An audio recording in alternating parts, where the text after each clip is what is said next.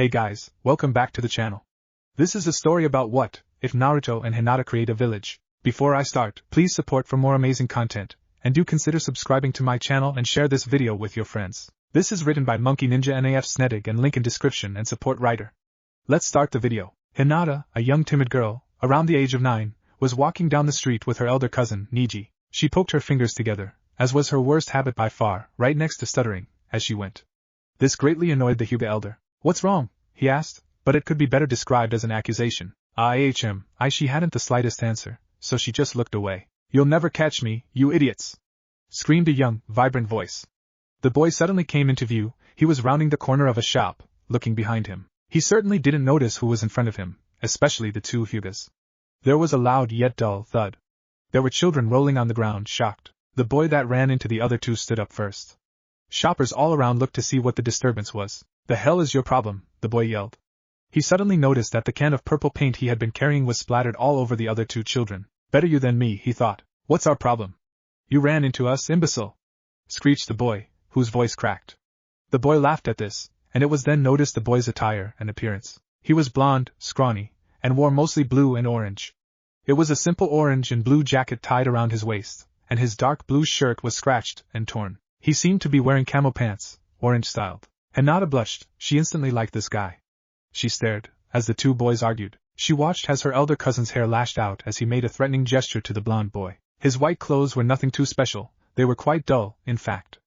Hinata was wearing an oversized silvery jacket, with a fish-net shirt underneath. Her pants were black, with a few pockets. She, too, was small and seemed really fragile. The blond boy looked at the girl. The hell you looking at? It was obviously quite rude, but strangely attractive to her. His in-your-face demeanor was quite appealing to her. She was never talked to like that, being a part of one of the most old and prestigious clans in the village. She squeaked. She was no good at speech.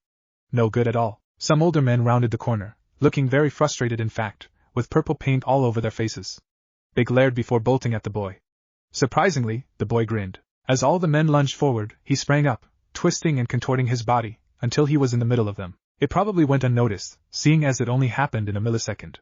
The boy's limbs swung, all in one fluid motion, and it was over. They landed in a heap, while he stood victoriously on top of the pile. Hinata's admiration grew 10 times what it was a second ago. They'll never learn, he smirked, jumped onto a rooftop, and was gone. Neji stood, looked around, his Byakugan activated. All the way out of my sight? Impossible. Hinata's heart fluttered. She had her first crush. They continued their trip to the academy, after getting cleaned up, of course. The same thing was on their minds, just not the same attitude towards that thing. Or it should be more of a whom. Neji left Hinata, heading to his own classroom. When she entered the room, she couldn't be any more surprised. That same boy who ran into them was sitting in the middle row, at the middle desk. She couldn't believe it. She made a start to head for him, but stopped. After all, she was the new kid. Being in the main branch of the Hyuga was not an easy task. In fact, to her infinite shame, Hinata was the only main branch member to not be cut out for it. All cadet branches attend the academy, but never the main branch members. Of course, she quite liked it this way. She didn't like the methods of teaching her family offered. You're here, a smiling man with a scar on his face said. His name was Iruka, they had met before. He was to be teaching her from now until she graduated. The classroom was very loud. There was much talking, screaming, and wrestling going on. Average ninja kid stuff, of course. She even caught sight of the blond boy arguing with some cool-looking, raven-haired boy. Iruka cleared his throat, and all was silent. Almost. The blonde kept on going. Naruto, no response. He cleared his throat again, very much louder this time. He kept going, much to the annoyance of, well, everyone. Naruto. Silence. Thank you. This is our new student.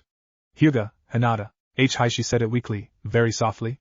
Most didn't catch it. She was pointed to her seat, which was right next to Naruto, the last seat available. She nervously sat down next to him, and he crossed his arms and looked away. So why your name is Naruto, huh? He remained silent. That's a nice name, she said, poking her fingers. This was very odd, not the finger poking, the attempt at starting conversation. This time he decided to reply. Yeah, well, I didn't quite catch yours. He said loudly. Hinata, she said meekly. Yeah, you and your boyfriend crashed into me. This made her laugh. It surprised her, but it did. He was my cousin, she giggled. Geez, what's with you? Giggling cause I mistaked your cousin for your boyfriend? You like him that much? This made her quiet fast. Watch why you say, it had almost no spirit in it. She was still very attracted to the boy. Watch what I say. Like the fact that your cousin is a steaming pile of crap? This did make her laugh, which thoroughly confused the boy. "Stop laughing at me," he said angrily. He could only take it that she thought he was the steaming pile of crap. "I wasn't. Don't lie." Of course, she backed down, and stared simply at her desk. To her amazement, this was boosting her confidence. Something was actually boosting her mood, and it was arguing. She liked this feeling, like she had some power. She decided to continue, gazing at Naruto. "You have a really dumb look on your face," she proclaimed. Of course, this wasn't true, but she wanted to egg him on. She was terribly frightened of what the consequences of teasing him like this would be, but she liked it. It wasn't a fear she had experienced before. He immediately began cursing, whining he didn't, much to her amusement. Of course, she didn't like to do this to him, but in fact, there was a side of her that thought he was enjoying it as well. This was the way class went all day, with them both teasing each other, arguing, and basically almost at a brawl. It built up both of their self-esteem. After class, everyone followed them outside, watching the yelling that went on.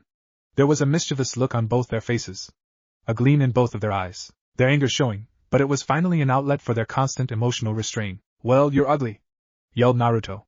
Hinata was unaffected. Her mother told her she was beautiful every day before she died, and she would believe it, but not flaunt it. She was unabashed, and her intuition told her it was just an insult that had no color to it. "And you're stupid!" Hinata screamed, sliding into her Juken stance. Naruto just stood there. With no real training, he decided to make his own stance. It was really awkward, and Hinata could find 10 things wrong with it right now. They both lunged simultaneously at each other, the kids around them screaming fight. Fight, fight. She put no chakra into her moves, but with her continuous poking on his vital spots, she knew she would have won if she tried. That was when he tried to get serious. She started to back off.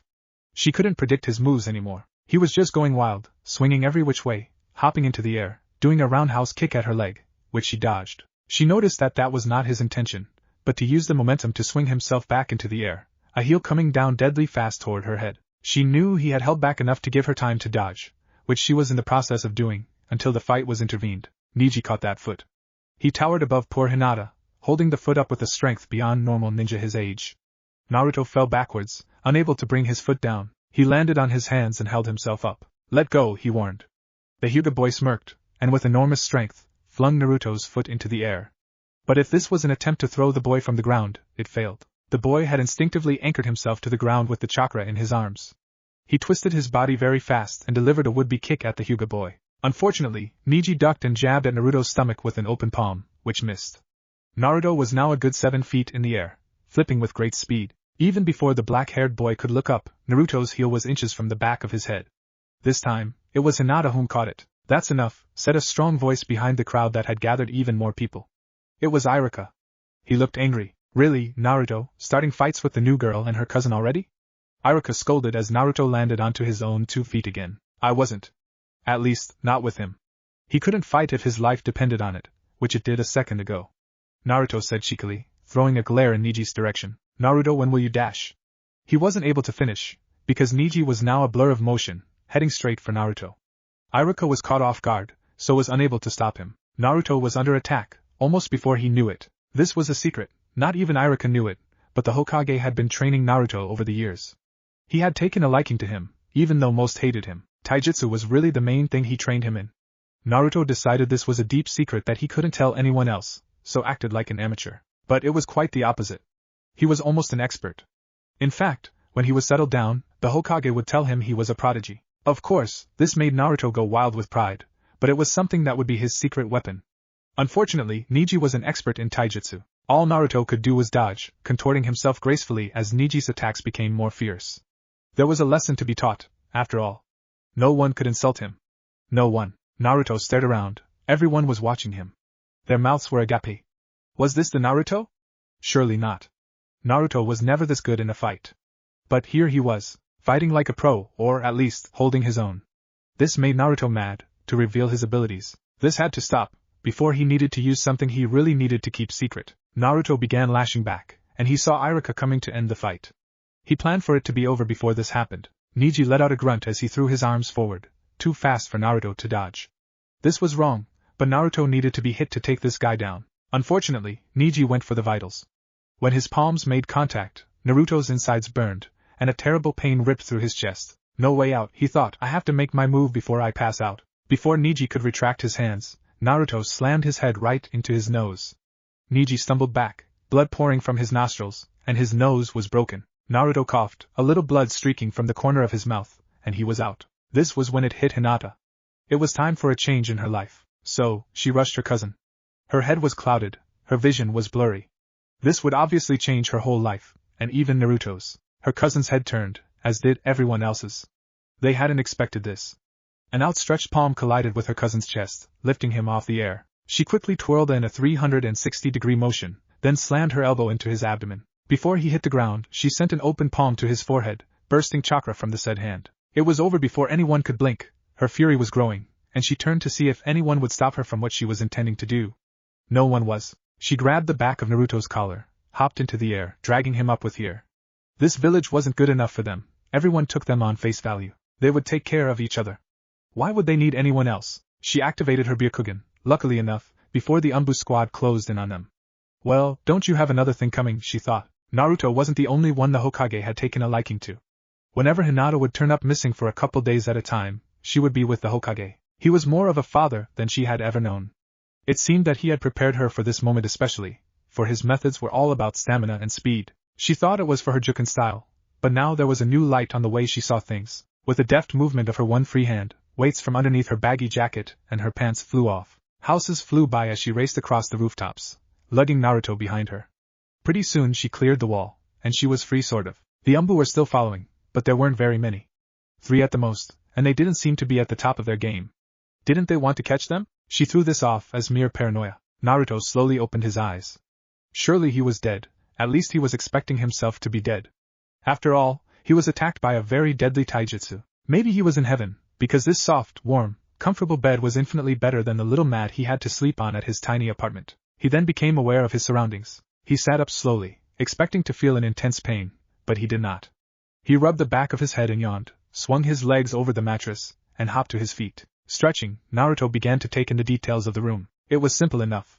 White walls, a few chairs, 2 beds.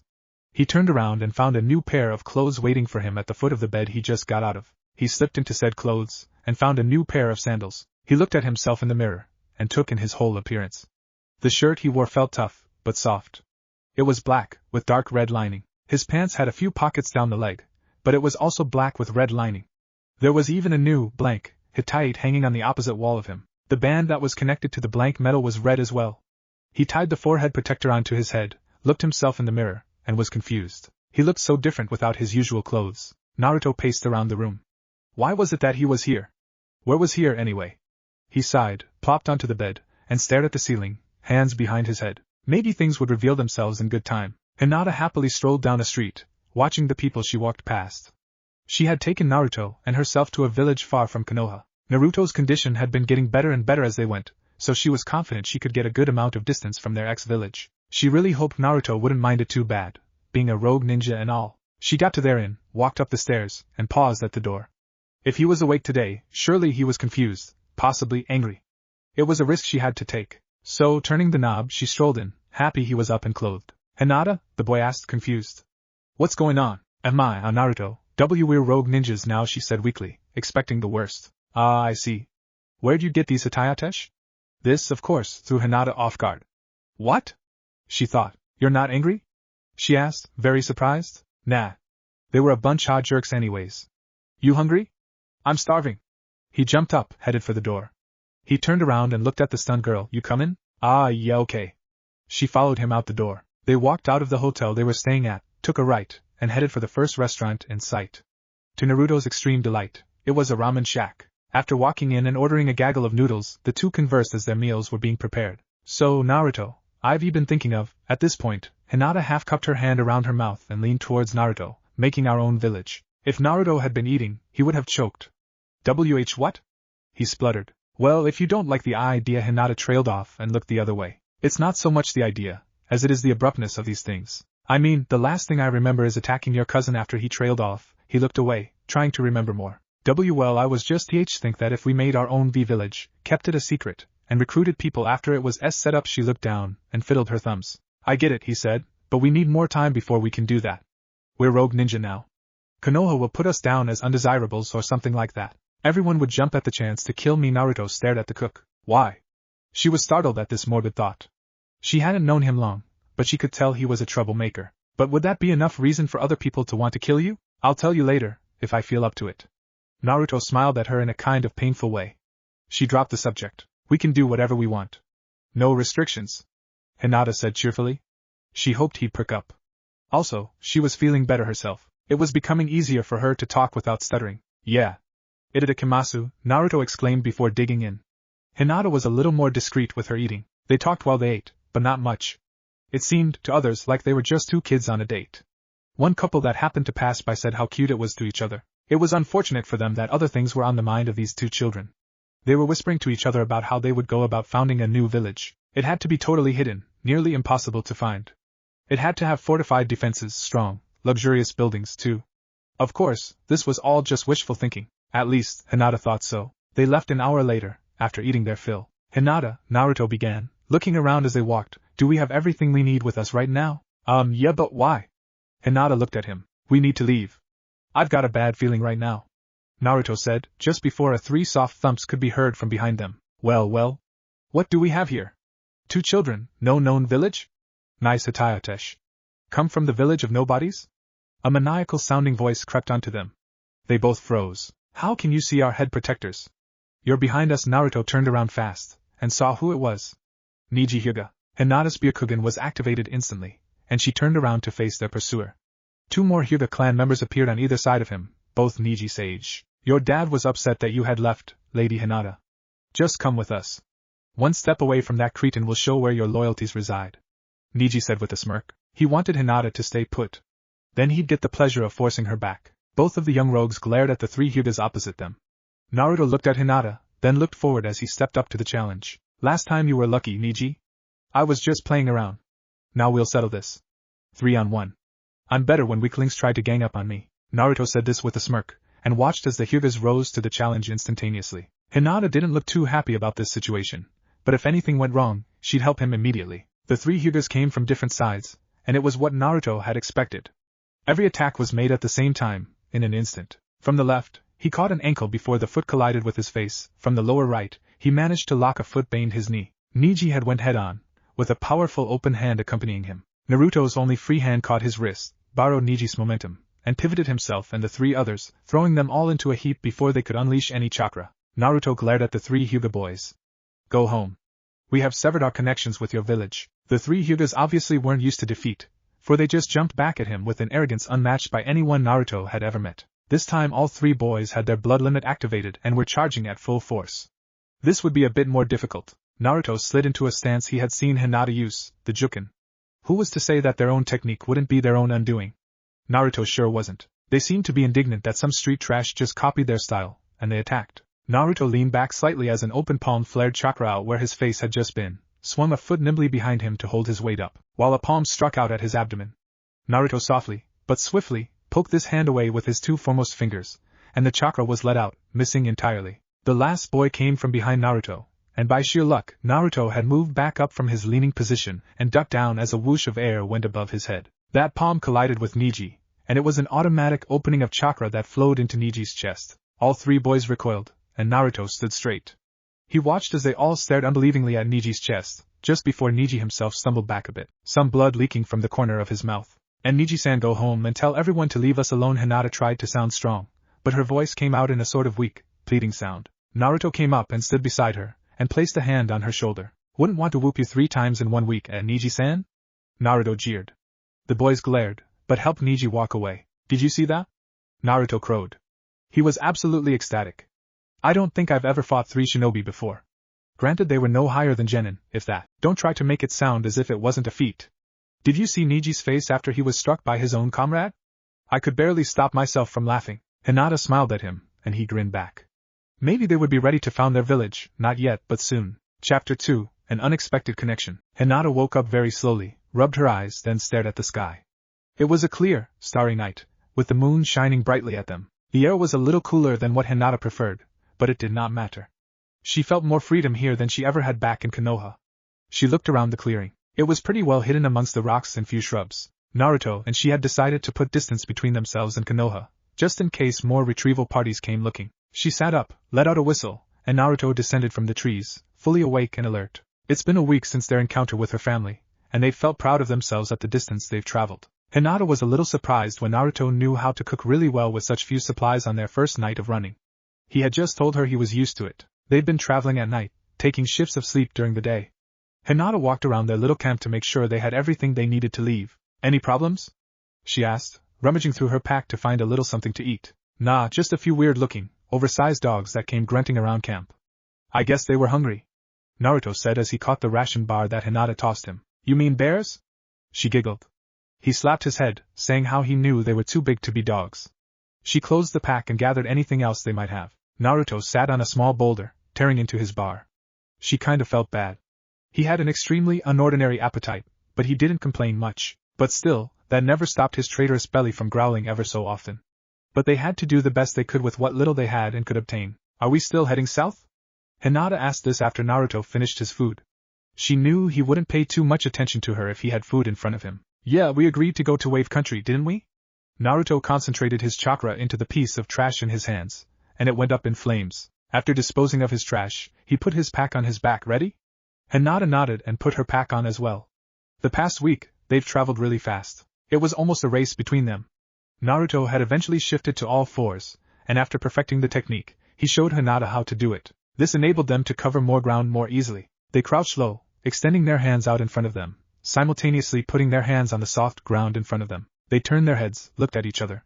They were a few feet away from each other, but neither ahead of the other. As if an invisible hand waved a flag, they both channeled their chakra into their arms and legs, then launched. They traveled at an exhilarating speed, either losing pace or gaining ground. They were evenly matched, but steadily growing speed. Hinata's limbs were blurs as she launched herself through the relatively flat terrain. Pretty soon, the land seemed to slowly merge into a sea of rough hills and ponds. She flung herself at a ledge that ran across the water's edge and ran sideways across it, as if gravity had never existed. She could see Naruto speeding across the water, not caring that he was getting a little wet. Not wanting to lose speed, she forced herself to go faster. An end to the water came, so she launched herself through the air like a rocket, parallel to the ground. She tore up the ground when she hit, not stopping for a moment. This was how it was for the past 3 days. At first it was hard for her to keep up with Naruto. It seemed unnatural to be moving this way, but she eventually adapted. Also, the first day was filled with aches and pains, which for some reason diminished that night. That was a night that both were too tired to keep watch, and had slept in close proximity of each other in an enclosed space under a tree. Hinata had felt an unnatural heat that night before she fell asleep. Since then, it's been easier for her to adapt and recover her energy. They both ripped through the valleys ahead of them, the race becoming faster and faster. Pretty soon they came to another forest. Both ninjas hopped into the air and began throwing themselves to tree after tree. The sun was starting to come up, and Hinata could feel the strain of chakra depletion. She looked at Naruto, who seemed to be unaffected by the distance traveled and energy used. Her heart started beating even faster, as her breathing became faster and harder. She'd have to stop soon. And Naruto! She half yelled, before just missing the branch she had jumped for. She just didn't have the energy to go further. As she fell, she watched Naruto spin in midair, land on a tree trunk, then spring into her direction. She closed her eyes, listening to the whistle of the wind as she fell, and waited for impact. It never came. Hinata, Naruto said as he landed, holding her gently. You okay? She opened her eyes slowly and stared at her crush. She could feel that unnatural warmth again, and her strength was coming back in full stride. Her heart began to slow back to its normal pace. Her breathing became softer. Yes, she lied. Her insides were doing a turnover. He's holding me, she thought. He asked if she could stand, and then gently put her back on her feet after being given the affirmative. What happened? Naruto stared at the sky, which was cloudy today. They were red and yellow from the sunrise, but it was strangely unattractive. My Hinata was tired, that's what. But why not anymore? It just didn't make sense. I just missed the branch, she said weakly. Oh, was all he said, then shrugged. I guess we better get going, we're almost there. Wave Country isn't too far off, so we can probably get rooms there to sleep in. He pulled out his froggy wallet. And lots of ramen. My treat, of course, he grinned. Let's just take a short break, maybe eat a little something. Hinata sat against a tree after pulling her pack off, then began rummaging through it. Naruto walked over and sat beside her, and took his own bag off. I've been thinking, she began, about making money. Well, not making it, but how are we gonna make it? We can't live off our spare money forever. We were lucky you brought your frog with all your money in it. I can't just leave it in my apartment. I'd miss it too much. He snuggled his wallet, and I've been ransacked on more than one occasion. This sent a chill up Hinata's spine. Why? Why would Naruto get robbed? Okay then, let's go. She then flared a devilish grin. I'll beat you there. And she was off. She flung herself from tree to tree with an unnatural ease and grace, flying far ahead of Naruto before he even began to try to catch up. They soon found their way to Wave Country, and after looking around, decided it wasn't a very special place. Lots of mist, workers, and few shops. It seemed almost a depressing place. No, wait, an oppressed place. But that was none of their concern. What was a concern, for Hinata at least, was a constant ache in her stomach. She hadn't said a word to Naruto about it, but he could tell, however hard she tried to hide it, that she was in pain. What's wrong, Hinata? Naruto said as they walked down a worn street, looking for a place to eat. And nothing, Naruto, she winced, I'm fine. She unconsciously put her hand to her stomach, and when she saw Naruto eyeing it, she quickly put it back to her side. Oh look, a ramen shop. This, however hard it was imagined, did not deter Naruto. What's wrong, Hinata-chan? Naruto asked, stopping. Hinata didn't even notice the way he said her name this time, for she dropped to her knees screaming, clutching her lower abdomen. Naruto was instantly at her side, but she screamed even louder when he got closer, which made him recoil. She bent so low that her forehead touched the ground, and sweat dripped onto the ground. Just then, a pain came from deep within Naruto, and he felt like there was a chainsaw trying to rip its way out of him. Naruto blinked. The pain was now just a numb annoyance. He was slouched over, standing up, dripping in water. His surroundings were dark and dank, and there was a foul smell emanating from somewhere. He looked up wearily, and saw metallic bars that were bending and contorting out of shape. He tried to stand up straight, but he couldn't move. It was then that he realized that he was shackled to a stony wall, and had no strength left in his body. Doesn't feel good, does it? Being held against your will, a deep voice droned from, seemingly inside Naruto's own head. Kind of maddening? Not knowing what will become of you. The voice continued, sounding more like growls as it went on. Well, I'm glad to make you suffer that way even if it is only for a short while. Who the hell are you? Naruto tried to sound fierce, but it sounded a lot weaker than he desired. This was not good. Why, I am nothing. At least, nothing without you. Don't you know who I am, life partner? The voice laughed maniacally. You huh? Was all Naruto could manage, sweat pouring from his body. Or was it sweat? Was it water or sweat? Naruto couldn't tell. I am your captive, idiot. And as long as you live, I live, but with me inside you, your life might not be too long-lasting. Your father had put me in here 9 years ago, shows how much he loved you, eh? Anyway, I plan to make this visit as long-lasting and unpleasant as possible. Your little friend is having a pretty traumatic time right now, without me to help ease the pain like I'm doing for you. Naruto thought he could see a grin. Let's hope she lives. What are you doing with Hinata? Naruto's breath was ragged, and it was hard for him to speak. You may thank me for this later, hell, she may even thank me. I'm transferring, let's say half of me, into her. I'll have a more roomy space to live in, she may even be a cleaner vessel. And your life may even be longer lasting without so much chakra ripping inside you. Life is life, and I'll need all the time I can get to think of a way out of here. When I do, I'll be sure to give you and your friend hell just for being my prison. Enough talk, I have to concentrate, unless, of course, you want your friend to die. What if I want you to die? It cost Naruto a lot of strength and willpower to make his sentence so clear and threatening, but it got its message through. You'd have to kill yourself or free me, then kill me. The latter being impossible, you'd have to kill yourself. Not even your great father could kill me, so you have no chance. Here, just think of me this way, kid. I'm your life insurance, your extra boost. Use my chakra at your will, but always remember that using my chakra makes me stronger as well. It'll be all the harder to kill me when I escape. This was followed by a cynical laugh. Time's up, kid. Now get the hell out of here. Naruto woke up screaming, then rolled right off the bed he was lying in, doing a faceplant on the hard, wooden floor. What was all that about? He could feel himself drenched in sweat, and was only in his boxers. What just happened? Was it all a dream? Was he back in his apartment in Konoha? These questions were quickly answered by another scream and a thud from across the room. Naruto peeked over his bed, and saw Hinata lying in a heap of blankets and sheets. Looks like she wasn't going down unless she took all of the bedding with her. Too bad she took the bedding with her. Hinata? Naruto called weakly to her, hoping beyond hope that she was all right. She slowly sat up, and Naruto rushed over to her, and hugged her tightly. I'm so glad you're okay, Hinata. She began to glow a deep red, and Naruto just noticed that he was only in his boxers, and she was only in her fishnet shirt and her undergarments as well. Naruto sprung to the ceiling, clinging there with his chakra, eyes clutched tightly shut. Sorry, he said, embarrassed to a degree which was nearly unimaginable. Hinata's embarrassment was almost palpable. Naruto could hear Hinata shuffling around, looking for her clothes, muttering insanely fast. Once again, but this time both could feel it, there was an unnatural heat in the room. It wasn't uncomfortable, and it wasn't causing any problems, but it was still there. After a few minutes, Naruto opened one of his eyes very slightly, and saw that she was fully dressed and staring up at him, her cheeks still tinted pink. He dropped from the ceiling and landed on his feet. There was a mirror across the room, and he could see the seal on his stomach had shrunk to only half its original size. Hinata, lift up your shirt. As soon as Naruto said this, there was a small shriek from Hinata. Naruto freaked out, No, that's not what I meant. I mean, just concentrate some chakra, pull your shirt up to just under your ribs, and look in the mirror. If I'm right, you may see something unusual. Naruto pointed out the mirror, and Hinata timidly followed his orders. A small circle of markings soon appeared on her tummy. She gasped, "What is that?"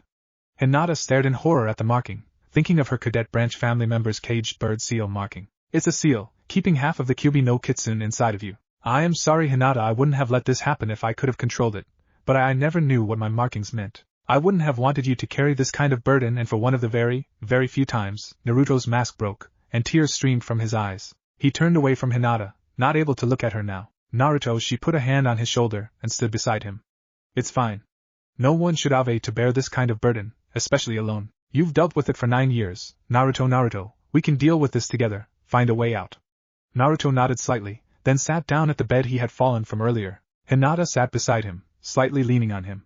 Just don't worry about it, for now her voice was soothing, and it helped Naruto's ache go away. Then I guess we better find ways to use this burden to its fullest potential. Naruto's eyes gleamed mischievously, and Hinata could somehow feel that warmth connect them, the way no other human beings could be connected. Whatever they did, it would be done together, and if anyone tried to stop them, they could perish. 3 years later, Hinata had been reflecting on the time Naruto and she had met.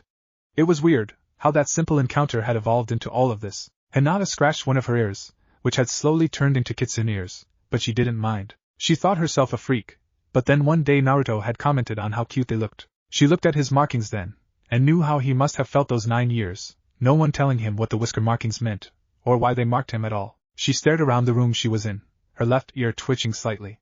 It was big, decorated in mostly red and orange. The bed was overly comfortable, but appreciated all the same. In fact, they lived in a mansion. It overlooked Wave Country, and held a monopoly on basically everything. Of course, they weren't too unforgiving or harsh. But as monopolies went, they were gaining immense profits. They bought out all business, and sold products for cheap prices, then repeated until they had everything within any convenient distance of Wave Country. Then they slowly raised the prices back up. Of course, they provided jobs and housing, they didn't buy out all the land. But monopolies were generally looked down upon by others. It hadn't started this way, of course. They didn't just say alakazam and they were rich. No, they had worked for it. And hard. They poured their blood and sweat into random missions that they were assigned from differing nations and countries. They always worked together, they were better that way. Their connection had grown stronger and stronger over the years, and now their teamwork was unprecedented. They were the ultimate team. After working up a decent amount of cash for their plans, they had returned to Wave Country 6 months ago to start making their dreams come true. They trained a few men and women who were willing to go into the shinobi business, and even children. The older people had condescended their knowledge, until they proved themselves to be stronger than all of them together, just by merely sparring each other. That one fight left scars so deep into the earth that they haven't even begun to heal yet. Their bodies had become more toned, they looked years older than they actually were. Hinata had filled out nicely, and had changed her outfit to a custom-fitted top that conformed to her every movement, and protected her as well. She also wore tight black pants that showed her curves perfectly, and made it harder for clothing to get caught on anything. Her blank hitai hung loosely around her neck, and her hair was usually seen in long pigtails that jutted out on both sides of her head, towards the back. She sighed. Even though she was 12, she had the looks of a 16-year-old, and the cruel knowledge of a 30-year-old. It was the same for Naruto. The past few years of good health and training had made their bodies look more matured, and the missions had pushed their intellect to its fullest. Naruto was relatively tall now, even. Hinata stood up from the comfy chair she had been sitting in and walked across the room to the window, and stared out into the night. Wave Country was actually doing better than it was 3 years ago, even if it was a controlled growth. She shut the curtains, then walked out of her unclosed door. Time to see Naruto. Naruto was leaning back in his reclining chair, staring at a painting across the room. It was of Hinata and him, holding a document between them, standing on a bridge that Wave Country had just built. He and Hinata did most of the work, so he had declared it the Friendship Bridge. Hinata said it sounded a little corny, but he wasn't very good with names. He looked at his closet, knowing it contained all kinds of armor, weapons, and different styled orange camo. He then looked at his bathroom, which could be a house itself. He sighed, kind of feeling guilty for exploiting this poor country, even if he was helping them as well. He heard Hinata's impossibly soft footsteps and turned his head to the unclosed door. Unclosed doors were inviting, showing an openness at all times. That's why the doors were only closed at night, and private rooms like bathrooms and closets etc. were the only ones closed basically at all times. She came in, smiled at him, and made her way towards him. I got the reports from our scouts earlier, but didn't want to disturb your nap, she said playfully, punching him in the arm. She sat down on the arm of the recliner and smiled at him, folding her hands in her lap. Well, I do like my naps, Naruto laughed, poking at her side. Then, simultaneously, they both got serious. What's up? Well, Konoha shinobi are on their way. They'll be in the country by mid-afternoon tomorrow, if not earlier. We'll have to prep our own shinobi just in case, but it's probably just a small recon mission, nothing big. Hinata stared into Naruto's electric blue eyes, and his eyes stared into her lavender ones. If worst comes to worst, we'll have to eliminate them ourselves. Naruto pinched the bridge of his nose. We've tried so hard to keep our trail either going everywhere, or no trail at all. We cannot let any major country or nation know what's happening here. It's better to let them think a businessman is doing it all. We especially need to be wary of Konoha. After all, we are in their bingo books now. Wanted, preferably alive. Naruto stared at the ceiling. Surely they know by now we aren't going back? Hinata ruffled his hair, and their faces became less serious now. Anything that is thrown our way, we will face it together. She blushed slightly. She had thought she was over that, but it brought a smile to Naruto's lips. They both stood, said goodnight, and retired to their respective beds. Tomorrow could very well be a long day. The next day, Konoha's ninjas seemed to disappear. This infuriated Hinata and Naruto. Hadn't they trained their scouts diligently for months? How could these shinobi just disappear, without their knowing? They were having them constantly watched. If you want something done right, you gotta do it yourself, Hinata said coldly to her own apprentice scout. This could ruin them if Konoha found out about who was running this huge business. She and Naruto went out, donning their half-wolf masks, which covered their nose up, and their most stealthy of clothes and armor. They had kunai belts on, and even special places for those were needed, due to their unnatural way of running. Hinata's Byakugan was activated, and their search of their county, soon-to-be village, began. They were blurs, moving along the outskirts of Wave Country. Naruto's eyes shot around, always covering Hinata's blind spot. Hinata stopped so abruptly, Naruto almost didn't sense that she stopped. They both crouched by a rock, conversing in hand motions. It seems that Konoha had set up a secret, underground base directly below them. Pretty clever to do it on a well-used place. No one would expect that. No one except them, of course. Naruto gave a menacing smile. Looks like it's time to dig. Of course, he was kidding. He planned on disabling their own entrances, and making his own. They split up, searching for the assorted entrances, then blockading them. Naruto grinned, settled back by their rock, and began focusing his chakra. His eyes lit up in a deep, dark green, and they seemed to laser scan the area around them. Hinata frowned. It was Naruto's original technique. He had taught her to do it, but it was immensely painful, and caused severe headaches afterwards. She had advised him not to use it, but he said he could handle it. He grunted, blinked a few times, and the jutsu was set. His eyes lit up, gave a sort of electrifying shock, and a deep hole appeared before them. It was also useless in battle, unless you had a full squad to protect you. You were completely blind while doing it, except for a hazy view of things that you more felt than saw. While you did it, you could make very few movements, unless you wanted to damage your chakra coils. But after getting through all of this, you had a perception of things that was unattained by any before. It was like all your senses together, and then some. Too bad it only lasts 10 minutes, and takes a large quantity of chakra to use. He stood up, smiled reassuringly at the worried Hinata, and hopped into the hole. She was right after him. This is where Hinata's original jutsu comes in. Her ears, now that they were not human any longer, had an enhanced range and clarity. This helped cover her blind spot, but not completely. She had made a simple enough jutsu that also involved the eyes. It was almost like a camera, but without a monitor. She would make a simple seal with one hand, and a bead of golden chakra would form in front of her eye. It would sense images, and relay them back to Hinata. This could only be used by the Hyugas though, for the extra vision would overload a normal human sense, causing their brain to function improperly. How long the bead of chakra lasted depended upon the amount of chakra one puts into it, so in this case she put just enough for an hour, and placed it directly in her blind spot, completing her perfect vision. This was a mere dream for all Hyugas, and it would be a highly praised jutsu, and top secret, if she had shared it with her family. It gave her great joy to know that would never happen. They landed, in a crouch, in a dark tunnel, lit dimly by lanterns. Naruto's jutsu allowed him to, not see, but know perfectly in any light. His jutsu was more than seeing, it was knowing. Hinata's golden bead actually produced no light to any vision less than a Hyuga's, but to a Hyuga it was like an extra sun. Most of Hinata's and Naruto's original jutsus were linked in similarity, due to their connection. Anything they did was to further their compatibility and teamwork. They walked down the tunnel, always close to each other, expecting an attack at any moment. They saw how the tunnel opened up around 20 feet ahead of them, and Hinata said there was some kind of chakra fuzz in there.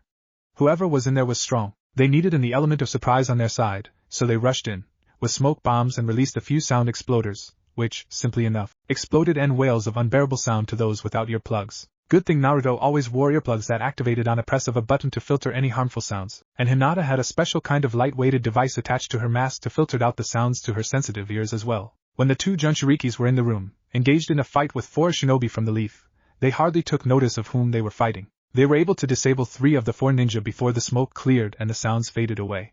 They stood back to back, looking around the room at their opponents. They knew every one of their names. Against the wall on the far side of the room was an injured Sasuke Uchiha. To his right was an unconscious Haruno Sakura, and beside her was a bashed Inuzuka Kiba. Standing in front of all of them was none other than the copycat ninja himself, Hatake Kakashi. Holy shit, is that Naruto and Hinata? 173. Chapter 3, War. Holy shit, is that Naruto and Hinata? Sasuke's complete shock was amplified by a surprised yelp from Kiba and Akamaru. Hinata and Naruto didn't even bother to remove their masks, they were already known. What happened to them? They've totally changed. Kiba struggled to his feet, while Sasuke tried to get Sakura awake, never taking his eyes off of the 2 Rouges. It seems our young friends have went through quite a change, in body and mind, am I right? Kakashi smiled with the only visible part of his face, his right eye. Neither of the 2 Jinchurikis moved or spoke. This was unexpected, to see people they were acquainted with from 3 years ago. Except for Kakashi, he was just famous. Naruto, we have to follow through with the plan. We cannot let these shinobi live, you know that, right? Hinata's cold voice said, chilling their opponents to the bone, all except the infinitely calm and cool Hatake Kakashi. To think, we'll have to get rid of a girl I once had a crush on. That seems so long ago, Naruto's methodical voice responded, sending another chill through the air. Now, Kakashi began, why not just come back to the village with us? It would settle both of our problems, very non-villainly, I might say. Now that we know who's obviously been running things in Wave Country, he trailed off, his one eye scrutinizing the 2. Kakashi-sensei, you don't think they're the ones dash? Sasuke began, standing after he was able to get Sakura out of Dreamland. Sasuke, this is not time for second-guessing.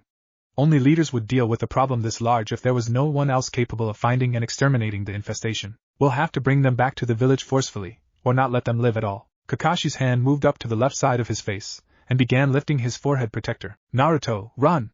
Hinata screamed before Kakashi's eye was revealed, and grabbed Naruto's arm, running back the way they came in. Whatever you do, do not look into his eyes. Hinata had believed Kakashi's Sharingan to be just a rumor, and Naruto doesn't even know what the Sharingan is, she was sure. And to make things worse, she knew Naruto's jutsu was running out of time.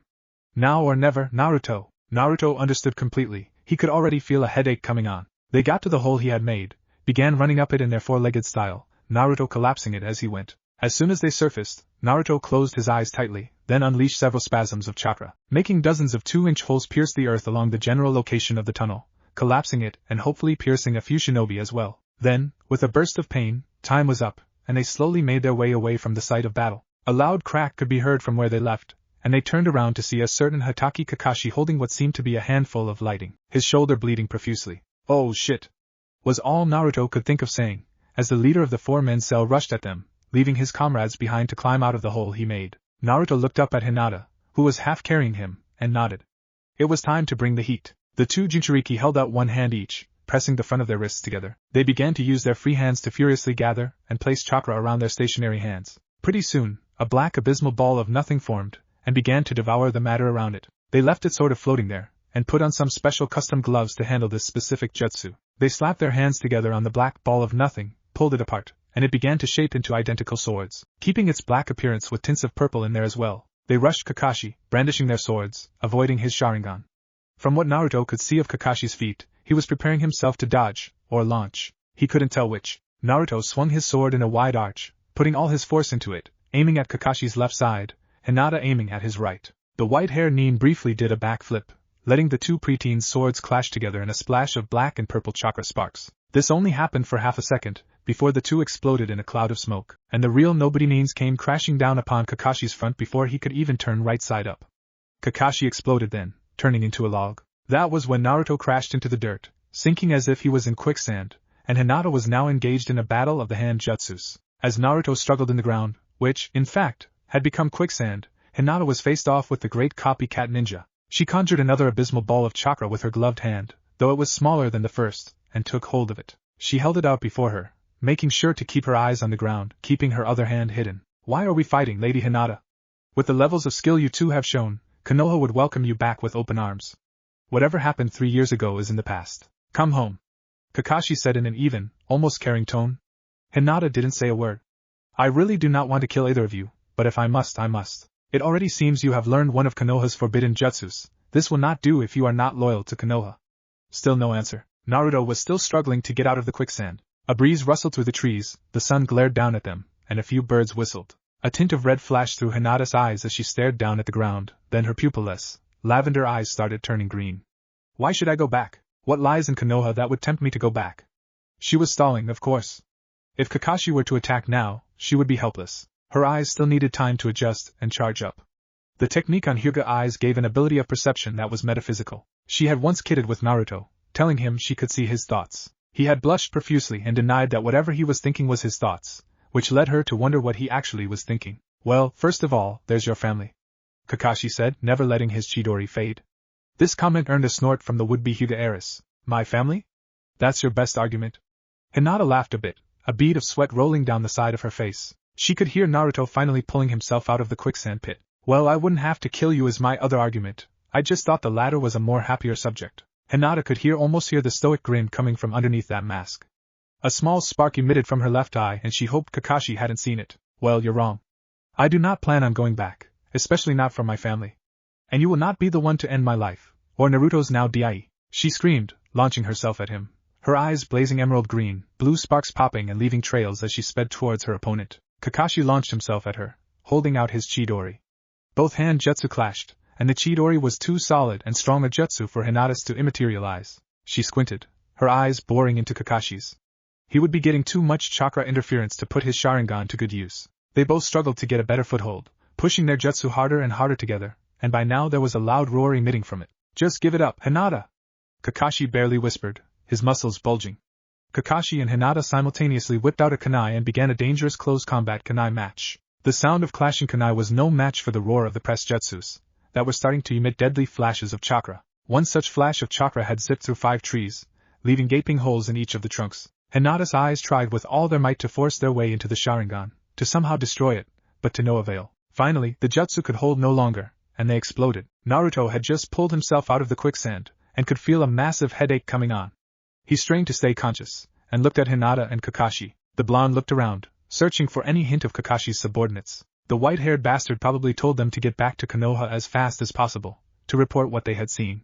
Damn it, he said, pulling himself onto his hands and knees. He looked around when it felt the earth tremble, and saw Hinata and Kakashi near enough to butt heads, clashing 2 very different jutsu together. This can't be good. Naruto's throbbing mind was able to coordinate some chakra into his legs and arms. He crouched low, putting a kunai into his mouth, preparing to rush in and take out Kakashi. He was about to spring forward, when a bolt of chakra crashed into the ground beside him, throwing him off his limbs and onto his back a good 10 feet away. He groaned, getting back into position, replacing the kunai he dropped. He sprung forward, then an explosion so powerful it shook his very core erupted right where Kakashi and Hinata had just been. Naruto soared through the air, his upper body armor burned right off, his forehead protector completely incinerated. Everything seemed ethereal, until he came crashing right through a tree, bounced over fallen trees, smashed his head on a rock, then finally came to land in a flowing body of water.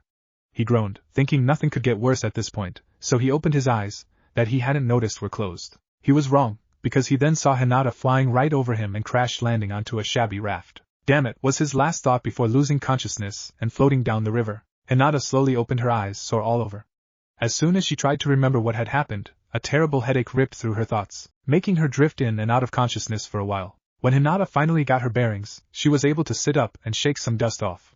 She looked around, and saw that wherever she was, it looked like a war zone. She was lying in rubble, trees scattered all around the land, deep gashes in the earth. She looked into the dark, night sky, and noticed a faint swirl of sparks in the sky some 100 feet away. She stared at it, watching it spin slowly, crackling with some kind of energy. Hinata struggled to her feet, and her hearing started to come back.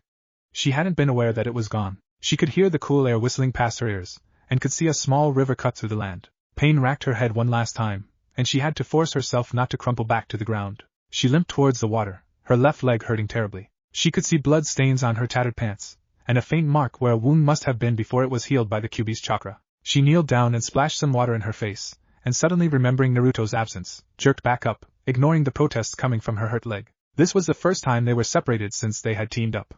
She suddenly felt alone and scared. And Naruto-kun? Where are you? She frantically began to fumble away from the battle-scarred area, searching for her only friend, the only person who mattered to her. Naruto? Naruto! She began running, and noticed that the debris was becoming less and less. She turned back. She needed to search the area where the explosion happened. The young girl searched and searched, but could find nothing, except a few shreds of his clothing by the river. The river! She looked in the direction that the river flowed, perked her ears, and breathed deeply through her nose. He had to have went down the river. It's my only shot. She took off on all four limbs, not caring about any pain that rose up from anywhere in her body. Something more important was at hand. She was so engrossed with finding her lifelong companion that she hadn't even noticed the battered Kakashi pulling himself out of a prison of broken trees and mounds of dirt. Naruto finally opened his eyes and observed his surroundings, noting a slight restraint on his body. He didn't know if it was fatigue or bindings, because he couldn't see anything. I think he's awake, Sasuke-kun. A trembling voice squeaked, and Naruto could hear shuffling of feet, then a palm was laid on his face. Naruto could then tell he was blindfolded, but the blindfold seemed heavier and more dense than the usual run-of-the-mill ones. Naruto tried to move his head, but couldn't. He let out a grunt. Indeed he is, a cool voice responded to the first. Naruto tried to focus his chakra, but found that he either had none, which is unlikely, or that there was some kind of force preventing him from doing so. Too much resistance, and you'll get fried. A third cocky voice sounded out, a few squeaky yips sounding out as well. More shuffling of feet, then he could feel something wet brush against his lips. My comrade here has been putting seals all over your body, clothes, and then some sealed tags, just for safe measure. From what she told us, we have to keep your chakra separated from your control by either storing it in these sealed tags, a flick to his stomach corresponded with this comment, or by suppressing it with the seals on your body. Naruto could almost hear the smirk on the voice's face. And then it's not permanent, Naruto. The first voice came, higher in pitch and with a softer tone than the other two, and it sounded almost apologetic. But it will last for quite a while. It will give you time to come to your senses and come home. You've changed quite a lot. The voice drifted off, and a snort resounded through the area. Naruto could guess they were in a small metal bunker. He tried to focus his chakra again, this time focusing with all his being. He wasn't about to be taken prisoner. A sharp crack bounced around the room, and Naruto suddenly found his whole body engulfed in pain. He was determined not to scream, but a wail of pain escaped his lips anyway. Naruto, please. We're only trying to help. The feminine voice called. A roar of laughter came from Naruto, despite the pain that was still coursing through his body. Help me? Help me? Don't kid yourself, Sakura. A rush of remembrance rushed through his body, and his will of steel softened for a moment, remembering how he once fancied touching that beautiful, long, pink hair. A slight moan escaped him again, then the pain started to subside. Naruto, stop being a pest.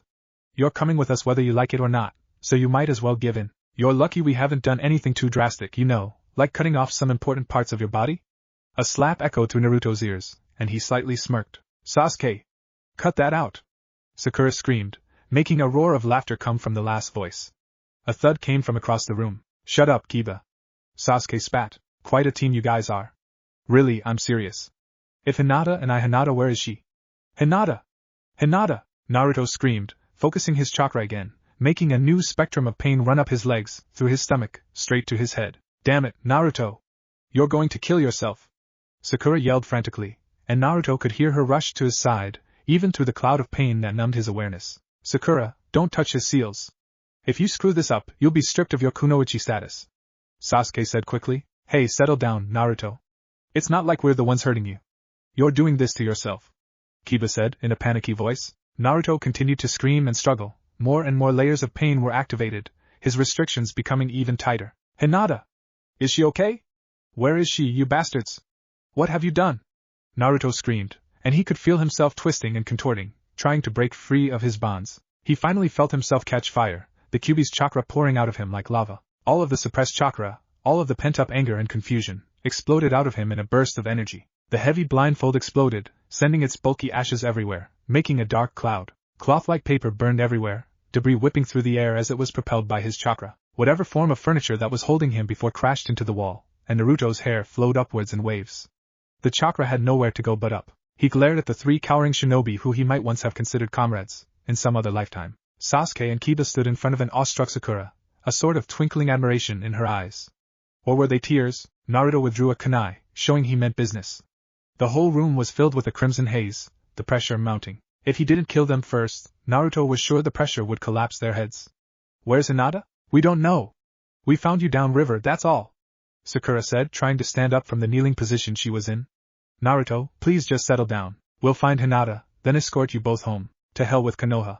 Tell them to prepare themselves. Kaimugakure has just declared war on them, with me as Utsurikage. The room exploded then, and his chakra dissipated, leaving a heavy, water-like sogginess behind. Naruto walked up the concealed ditch, and as he walked towards the nearby river he could have sworn he heard, I think I just shat myself. He laughed himself dizzy as he walked upriver, until a blur of motion came into view.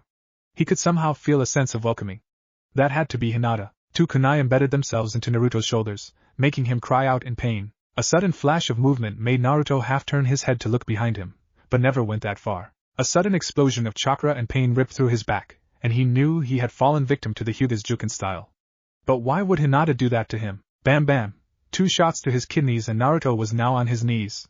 His attacker didn't seem to want to waste any time.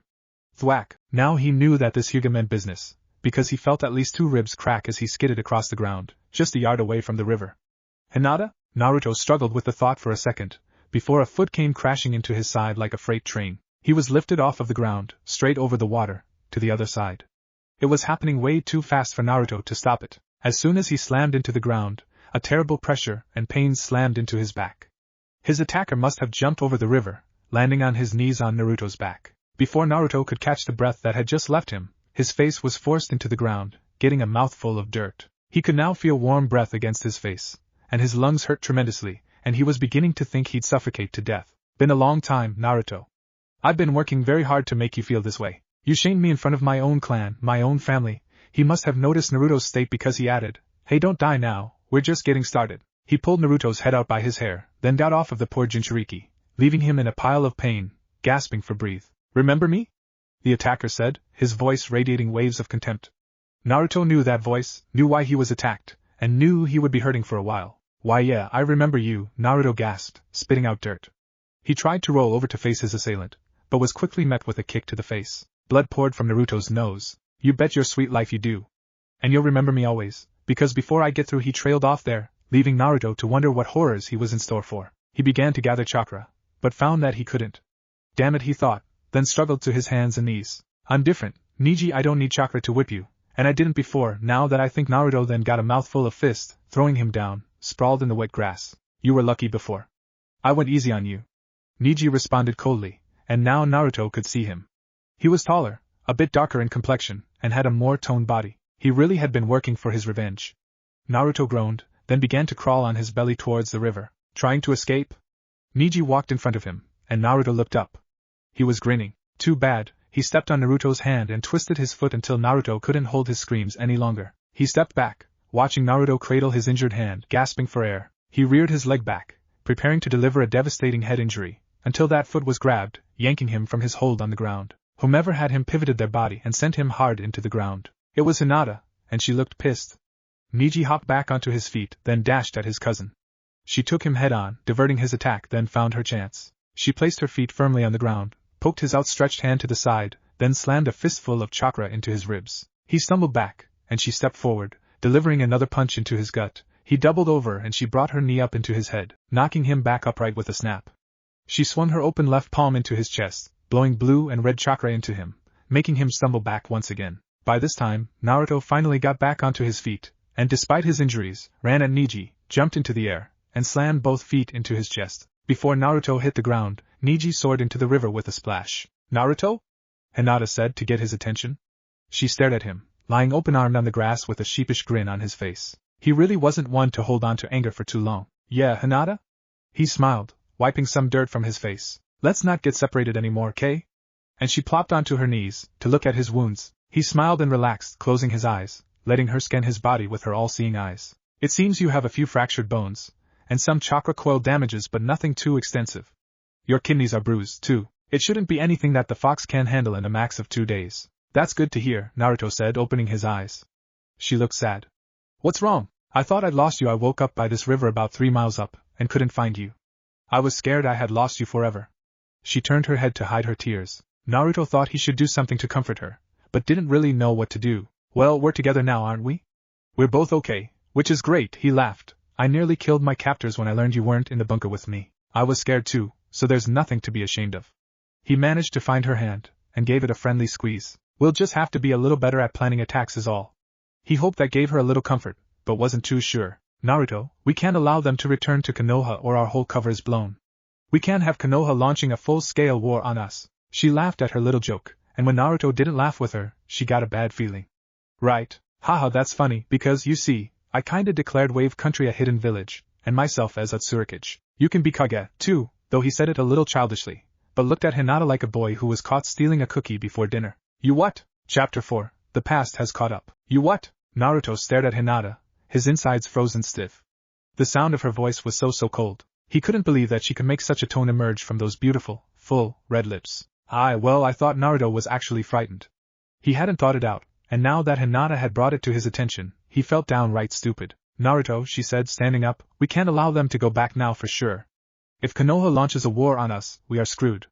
Do you understand that? Screwed, she screamed at the sky, unnerved by her own anger. She walked to the river and looked down at her reflection, noticing that her irises were red and her usually non-existent pupil was a slit of lavender.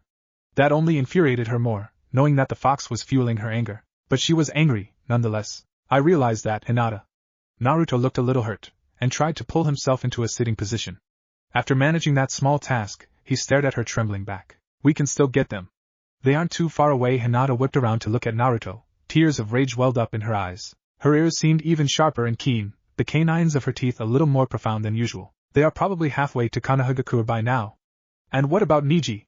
How are we supposed to retrieve everyone that has seen us? And you called for war? How will we manage when 100 shinobi march into Wave Country, brandishing their most powerful jutsus and weapons? What will we do when they burn half the land to ashes, and slaughter our people? What, Naruto, what? Hinata was straight scary now, looking more and more like the Kyuubi. Hinata, calm down. Please. Just sit down, and we can talk this over. Plan it out, like we've done for the past few years. When we're together, we can do anything. Remember? Hinata did remember, and her features softened a bit as she reminisced. Hinata was 10 years old, locked in a dank steel cell. She had just been separated from Naruto after being captured by rock nins. Stupid mission, she sobbed, hugging her knees. She was wearing a ragged jacket that looked like it was pulled from a dumpster. Her black pants were in shreds. The remains of her hitate was clutched in her left hand. Stupid Naruto, she sobbed again, giving her legs a squeeze. Screams erupted around her, amplified by the steel walls. She covered her ears, crying. Naruto-kun, she whispered in her mind, then looked through the bars. Across from cell was a steel wall with an assortment of torture equipment. Where are you? She stood up, grabbing hold of the cold bars. We should have known better than to mess with an A-ranked mission. She slammed her head into the bars and cried out in pain, falling backwards onto her butt. She pulled her knees to her chest and sobbed again. Looks like this one wants out. Maybe we should show her just how much she doesn't want out. The man laughed, then walked in front of the steel bars, brandishing a long, rusty knife. Hinata recoiled, moving as far back as she could, until she was in the corner, pressed hard against the steel wall. The man laughed again. Now, little girl, why were you and your friends sneaking around our fort? Tell us, and we might just let you go, the man bellowed with laughter, making Hinata sob harder. Rot in hell, she managed to say, glad she didn't stutter. The man blinked and stared through the bars. Hell? I go there every Friday for poker, he grinned at her, showing off his abnormally long and pointy teeth. Hinata pressed her face into the fold between her knees. If she had a kunai, she thought she would rather kill herself than sit here wondering what's going to happen to her. When she finally looked back up, the man was arguing with a short, rigid-looking boy. The hell do you mean he's gone? The man bellowed, kicking the small child in the stomach. The boy cried out in pain. Sir, it's like I said.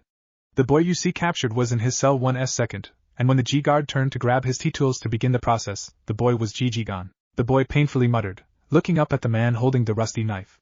The boy suddenly jumped and ran, seeing that the man was about to throw a rage. It seems your friend left you all alone, and we'll have to extract the information from you instead.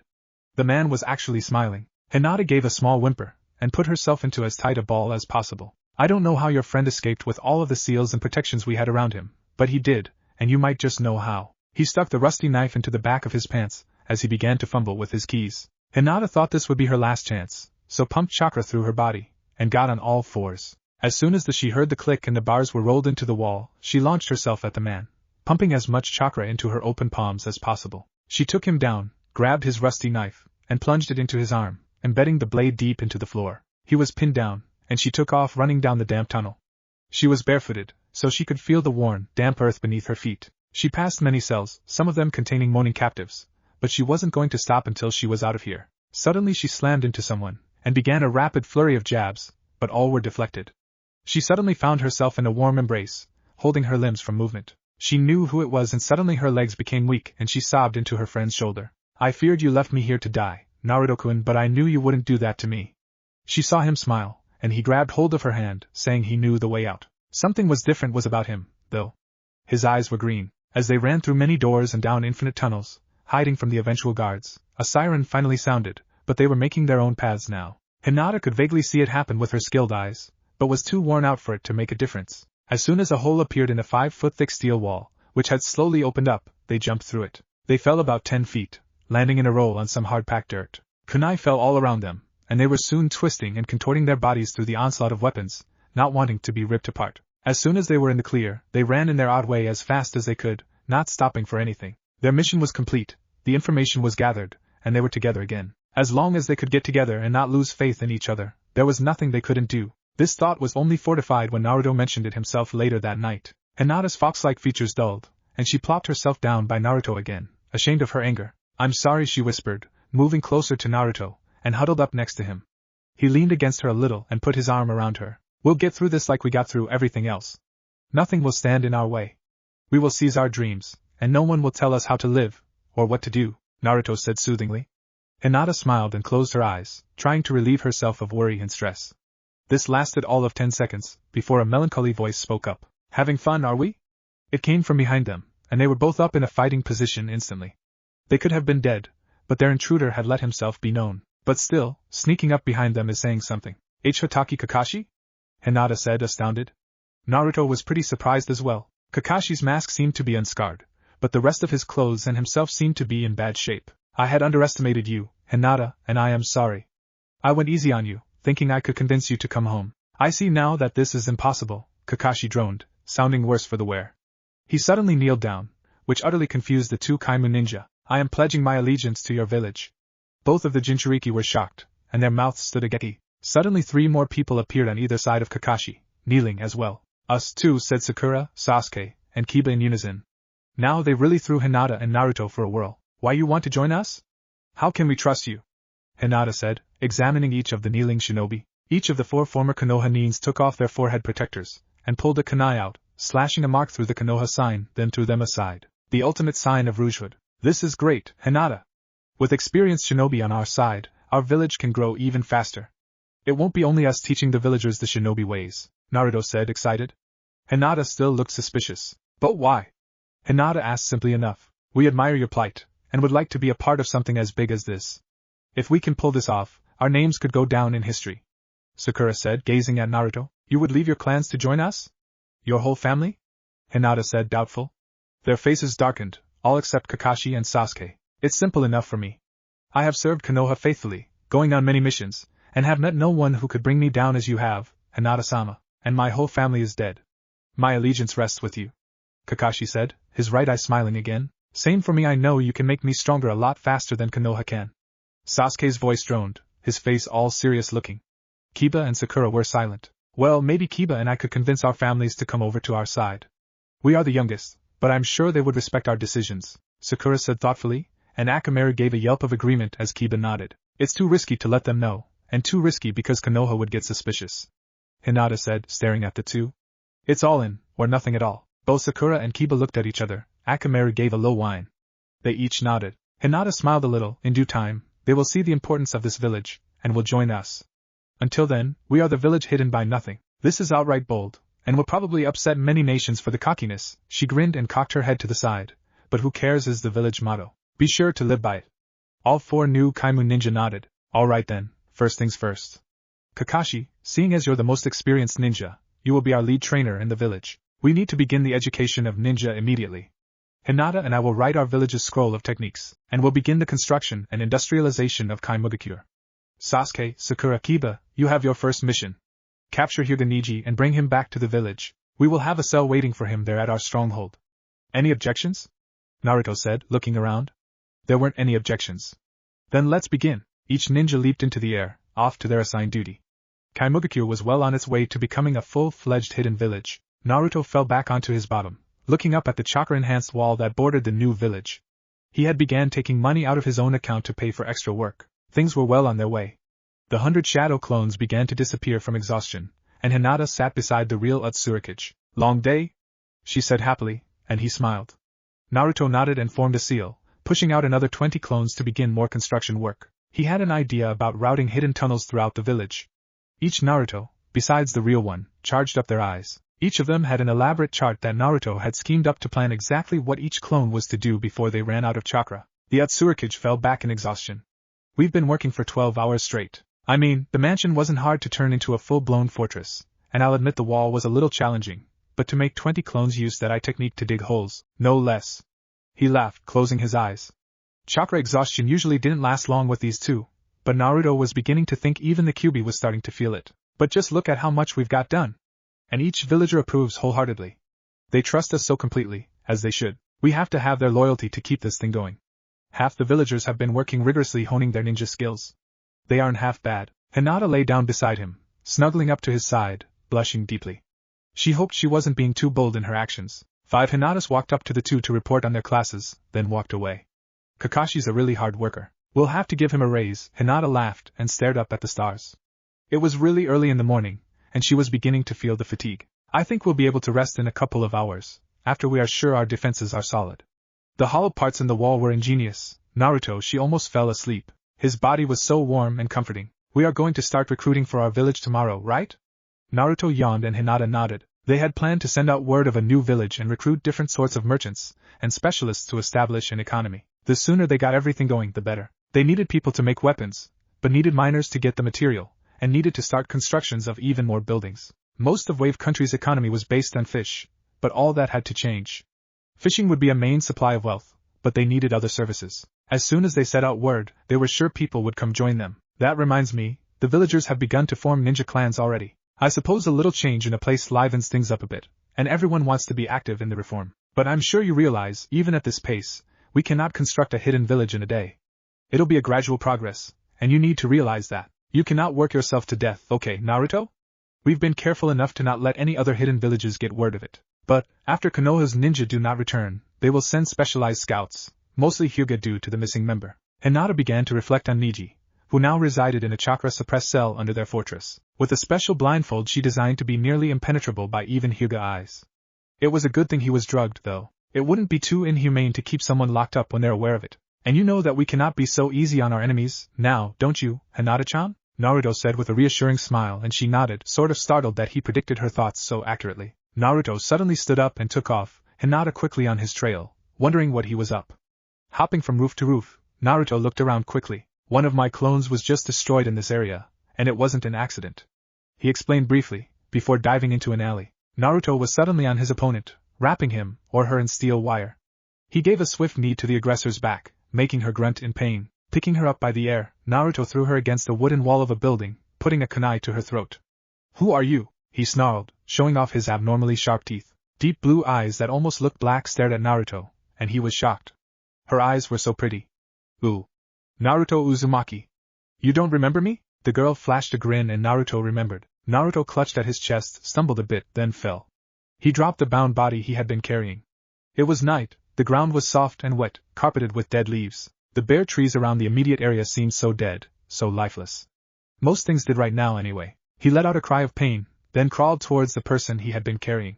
It was a child about his age, female. The Kazekage's daughter. A special mission that he and Hinata had taken at age 11, hoping to get a quick, big payload. They were forced to take precautions though, a special device that they were forced to swallow that would go off after a certain amount of time. They had only 2 days to get the Kazekage's daughter to their employer, and time was running short. Naruto gazed into the girl's eyes, and felt a little sympathy. Earth Country had hoped to get some leverage on Wind Country by taking their Kazekage's daughter, purely to make Wind Country listen to them, they were told. Naruto knew that was bullshit, but a mission was a mission. It's not like we can't use the money, Naruto. In fact, we need this if we are going to take over Wave Country, Hinata had told him, trying to pep him up for the invasion of the Kazekage's compound. Naruto had held on to his precious idea for a hidden village all throughout their ordeal. Now he didn't even know where Hinata was, but somehow felt that she was all right. The girl, as it turned out, had been the real problem. She was an extremely advanced shinobi for her age. Naruto coughed up some blood. It must be a warning from Rock Country. Damn it, I need to get up.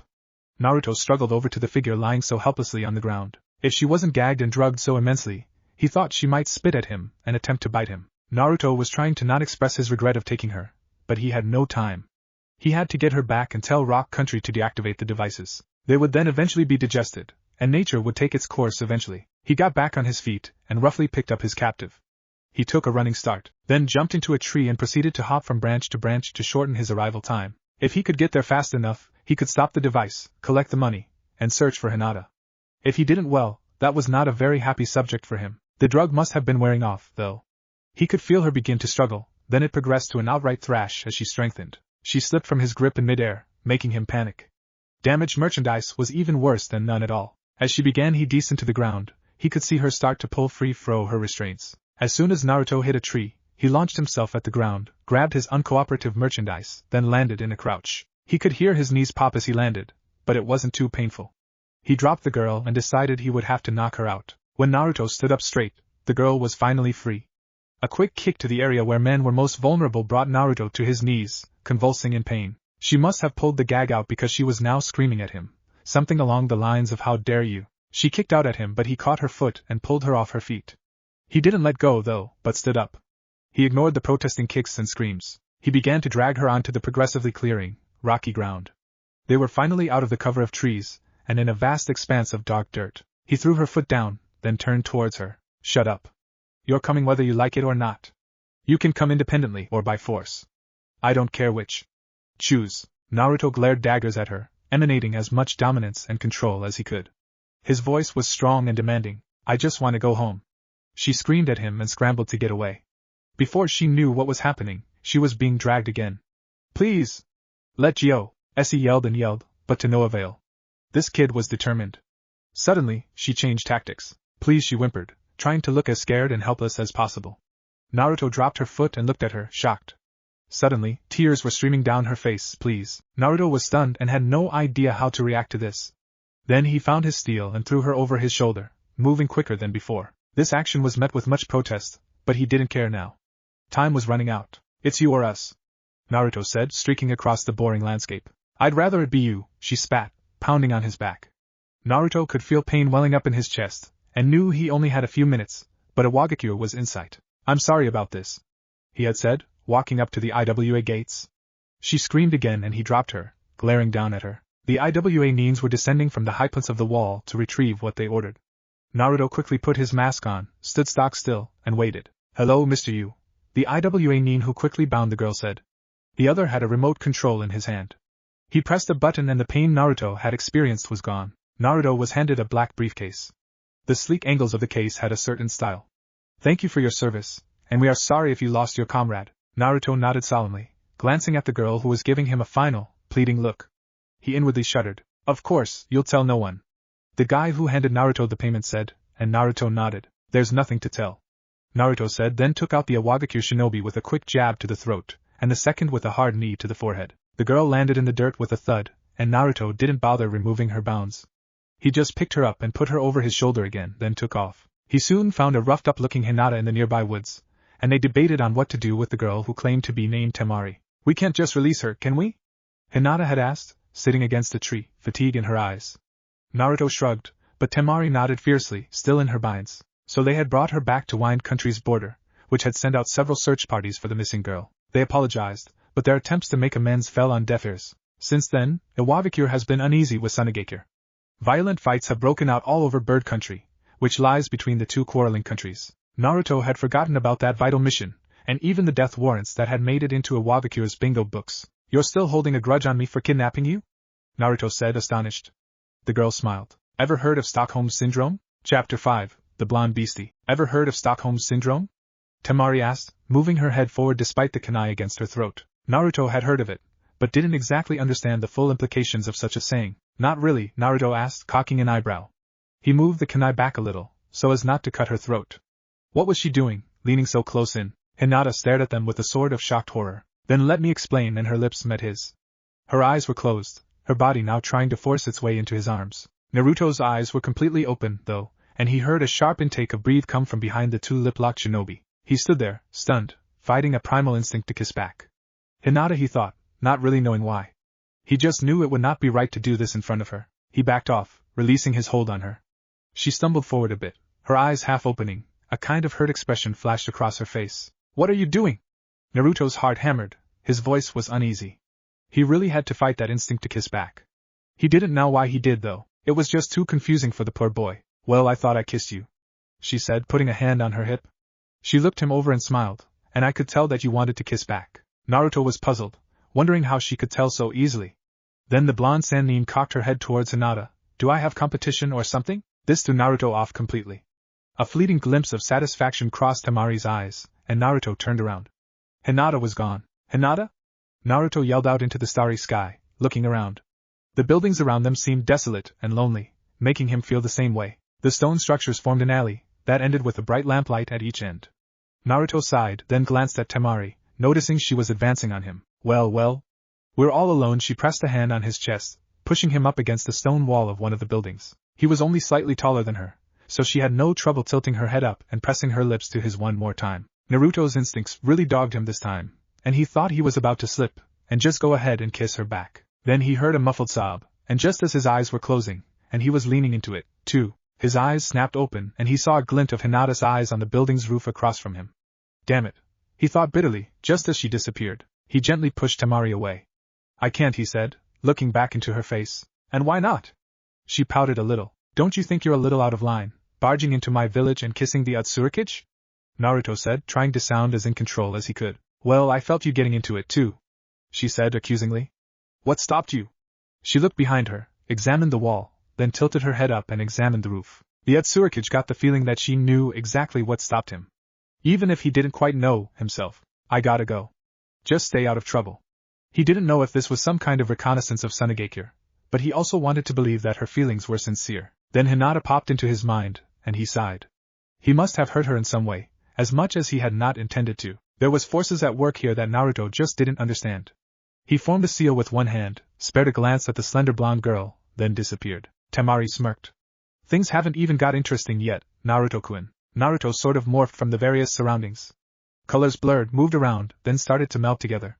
Then there he was. It was just like the Konoha justice where the ninjas disappeared into a swirl of leaves. Just cooler, Naruto thought. More discreet, he thought as well. Hinata? Naruto asked, looking around his fortified living room.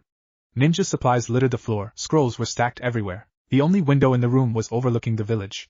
He walked over piles of boxes, as well. He had been emptying Hinata's and his bank of currency, to provide vital supplies for the village. Important food and water rations, ninja-intended clothing with various uses, and weapons. Lots and lots of weapons. Hinata? He asked again, moving into the next room. The kitchen.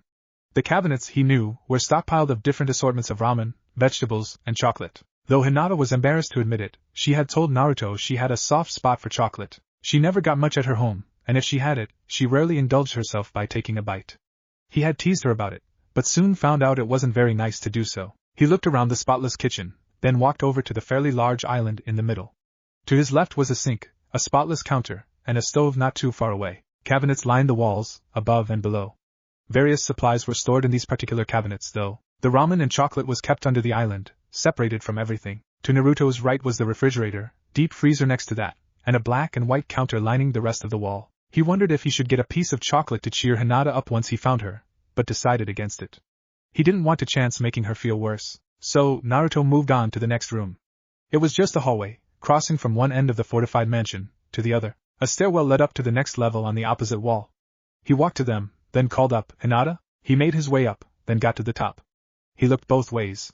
He was in a hallway with various doors on each wall. The hallway was a dead end down on the right end, but at the left end it just opened up into a different room that was empty. Naruto and Hinata hadn't decided what to do with that one just yet. He walked down towards the left end, knocked on a door, and asked timidly, Hinata?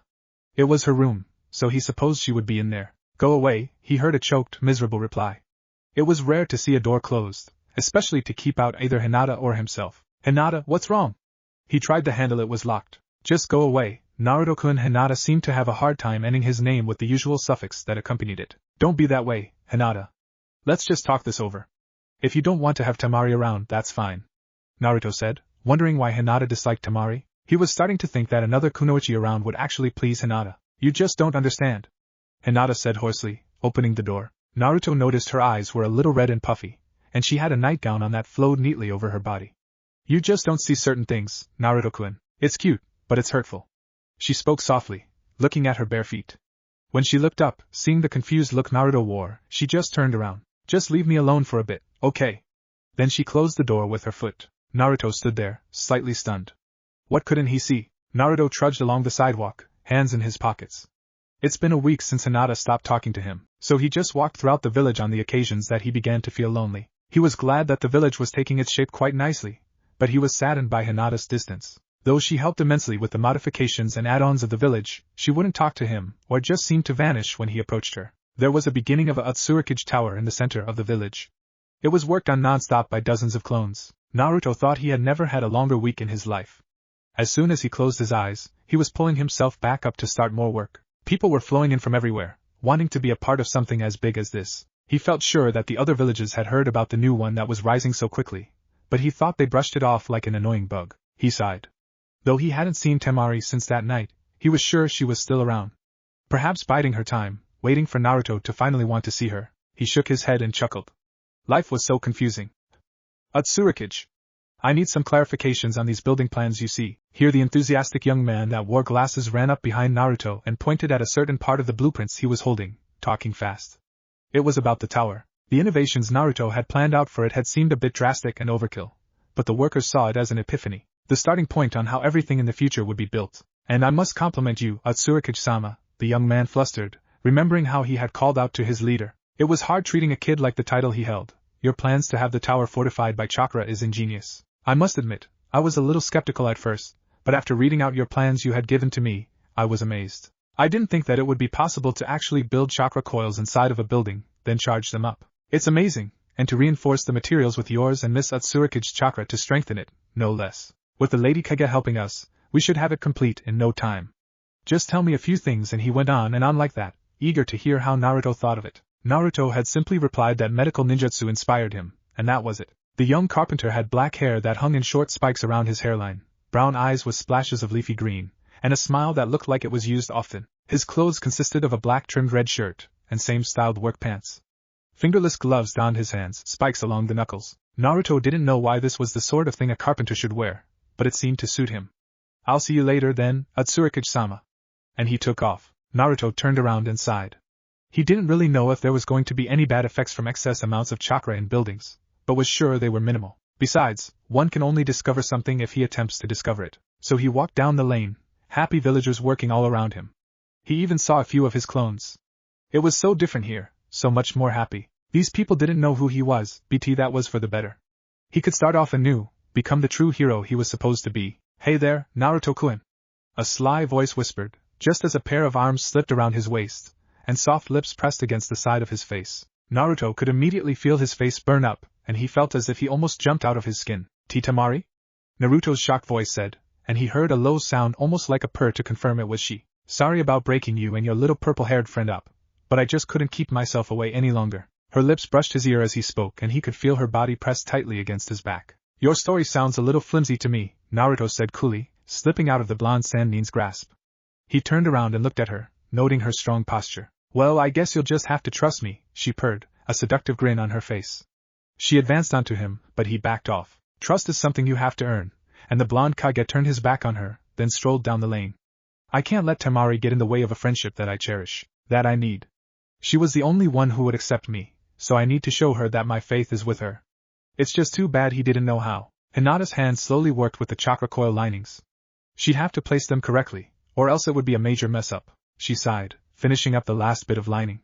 Later she and Naruto would have to stand together and pump their chakra into the tower, because their chakra was always strongest when they were close together. She put her hands on her hips and looked at her handiwork.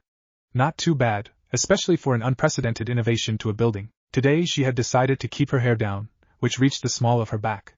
Her outfit had been changed today as well. She wore a white, frilly skirt that hung loosely around her thighs. A white, sleeveless blouse hugged her upper body. She was trying to get more noticed by Naruto, even though she had avoided him.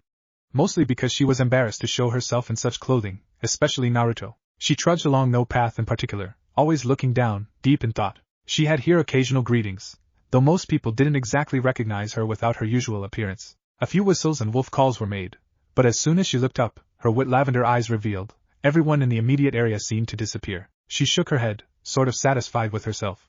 A smirk played across her face and she resumed her thinking, not caring where her feet took her, until she bumped into a particular blonde. Watch it, the blonde said as she was bumped back.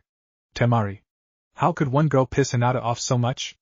Hinata looked up and glared not daggers, but nuclear warheads. Is that anything to say to the Lady Kage? Hinata whispered vehemently, wanting so much to just deck this bimbo in the face. Hinata couldn't remember being so angry at any one person. Oh, it's you. Temari smiled, showing off white, straight teeth. Hinata wondered if there was any particular reason that this blonde tyrant was wearing a white kimono with red trim. It looked great, and that just made Hinata even angrier. Just stay away from me. Don't you think you've done enough to hurt me? Hinata asked, a glint of red passed over her eyes. Hurt you? But I have the utmost respect for the great Hyuga vigilante. Temari closed her eyes and held her arms open, then did a twirl. What a wondrous village you created, too. Never seen anything like the modifications that have been done, and so quickly. The dark-eyed former Sannin said. Or was she really a former Sannin? Hinata had been thinking on that. Like you didn't know I have affection for Naruto. Hinata closed her eyes. Affection? That was an understatement if there ever was one. Her love for him was like a weight on her heart, and an air balloon attached to her stomach. Every time she saw him her stomach did flips, though they became less frequent as she became more accustomed to being around him. But with such intense feelings for the boy, would they ever go away? Does little Hinata have a crush? He's just your friend. He told me Don't say any more. Hinata screamed, tears forming at the corners of her eyes. Oves me. Has he ever said he loved you, Hinata-sama?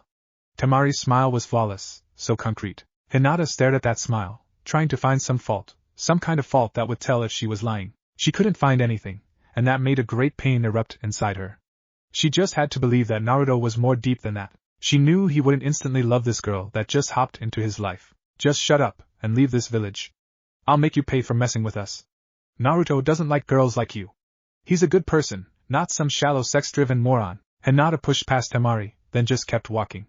She heard a snicker come from behind her, but just pushed on. After all, her plan to get rid of the blonde tyrant was already formulating in her head. Chapter 6, Kaimugakure. Hinata slumped against the wall of the Kage Tower. She could feel the whole village glow with power. The glow would go away soon, and all of the energy would be stored or used. Naruto already passed out beside her, and she could faintly hear cheers from the villagers. The hollow parts in the village's wall would be flowing with an invisible, fiery electric field by now. If anyone tried to get in by breaking through, they would meet an early demise. The interconnected structures of the village would draw power off of the chakra, which would expand and multiply thanks to the unique properties of the 3 chakras that now swirled throughout the whole village. Clones were stationed all around the wall, monitoring the immigration flow. The word was out, and everyone wanted in. Shinobi, tired of corrupt villages. Villagers, tired of not having a place to expand. There were so many new opportunities within the village, and on its borders. Letters had been sent out, declaring Wave Country a hidden village, and that it was expanding its borders. This was completely unheard of. Everyone was outraged, but no one knew what to do.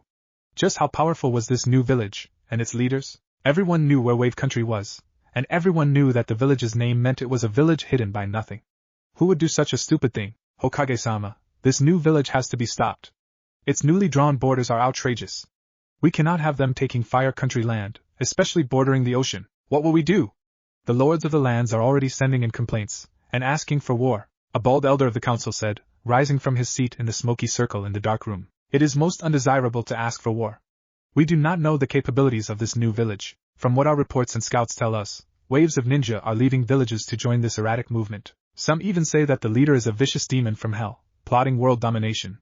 Though I do not believe this, we have no clue of his powers. A Hyuga elder spoke up, looking into the Hokage's eyes with a cold, calculating indifference. I think we should arrange a diplomatic meeting with Kaimugakure's leaders. It could not hurt to give them the land, as long as we gain a strong new ally. I hear their economy is becoming strong and fast. Their rich deposits in minerals and fish can make them phenomenally rich. They could help us out in times of war and mayhem. An Aburaim elder spoke, showing no emotion as he did so. They're too bold and cocky. We should launch a demolition crew, and crush them for their arrogance. A fairly large member of the Juggernaut clan said. The Akimikis weren't happy about the loss of the fish trade. Quiet, the third spoke, rubbing at his temples. He was tired of this bickering. He knew all about Kaimugakure, he'd known for years. He saw what would happen in his crystal ball. He knew who the leaders were. He knew everything, and was tired of hearing about it. Kaimugakure is a village now. They will be treated as so. We will not underestimate them, for they have revealed themselves to the world, practically asking for an attack. The rest of the villages feel the same as we do, and will not attack just like they will not.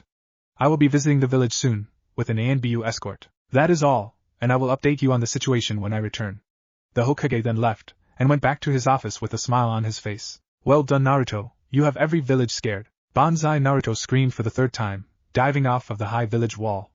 And once again, villagers gasped as he headed toward the ground at a suicidal speed. And once again, the buzzing chakra around the wall reacted, and he bounced back into the air. This was just an unforeseen perk that happened to make Naruto very happy. The village thrived on Hinata and his presence, and in a seemingly mutual experience, the village charged Naruto and Hinata.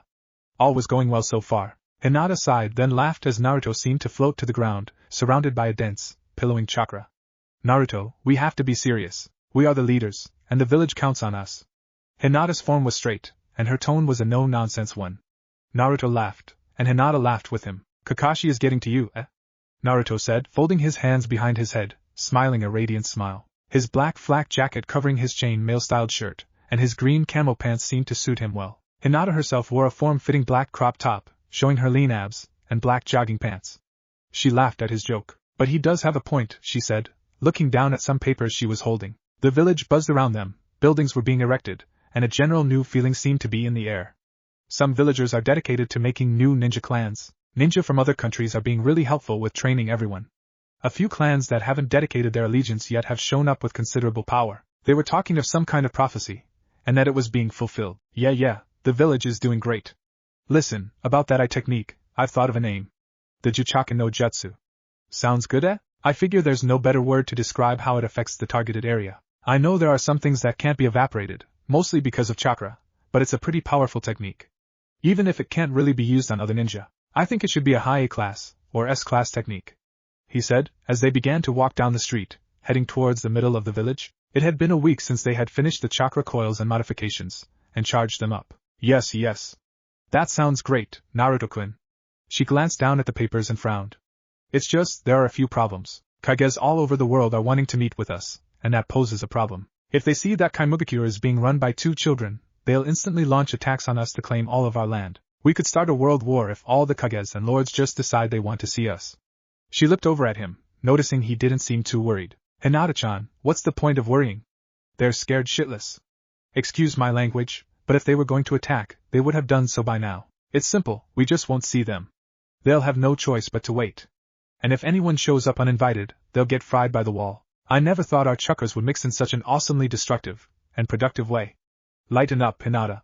Nothing can grab hold of our dreams now. Our village is thriving, and everyone wants in on this. It's totally great. He grinned at her, then stopped walking. There was a ramen shop close by, and the smell was alluring. The dazed and longing expression he wore was obvious. Hinata sighed, but she saw his point. So, they decided to have lunch. Sakura, please, you don't have to, Sasuke breathed, and he could feel some sweat slip down from his brow. He gasped as she pressed harder, her hands working in ways he never thought possible. He could practically feel her blush on his bare skin, though his eyes were closed. A moan escaped his lips, and he felt suddenly overcome with an ease and relaxation as she worked on him. He suddenly didn't care, he really needed this after a hard morning of work. It's fine, Sasuke-kun, Sakura cooed, working skillfully with her hands. My mother always told me the fastest way to a man's heart was through his feet. My dad would always come home, moaning how his feet ached. Some men just don't understand how important the feet are to a ninja until they start to hurt. Even though this wasn't the way she pictured herself and Sasuke together alone for the first time, it would work out in the long run. Hello? Hello? Servants, where's my ramen? A loud and hungry Atsurikage called out, making Sakura jump up. Her cap fell off of her head and she picked it up, then smoothed out her apron. This was so demeaning. Naruto snickered as a gloomy-looking Sakura and Sasuke came to the front. How's business?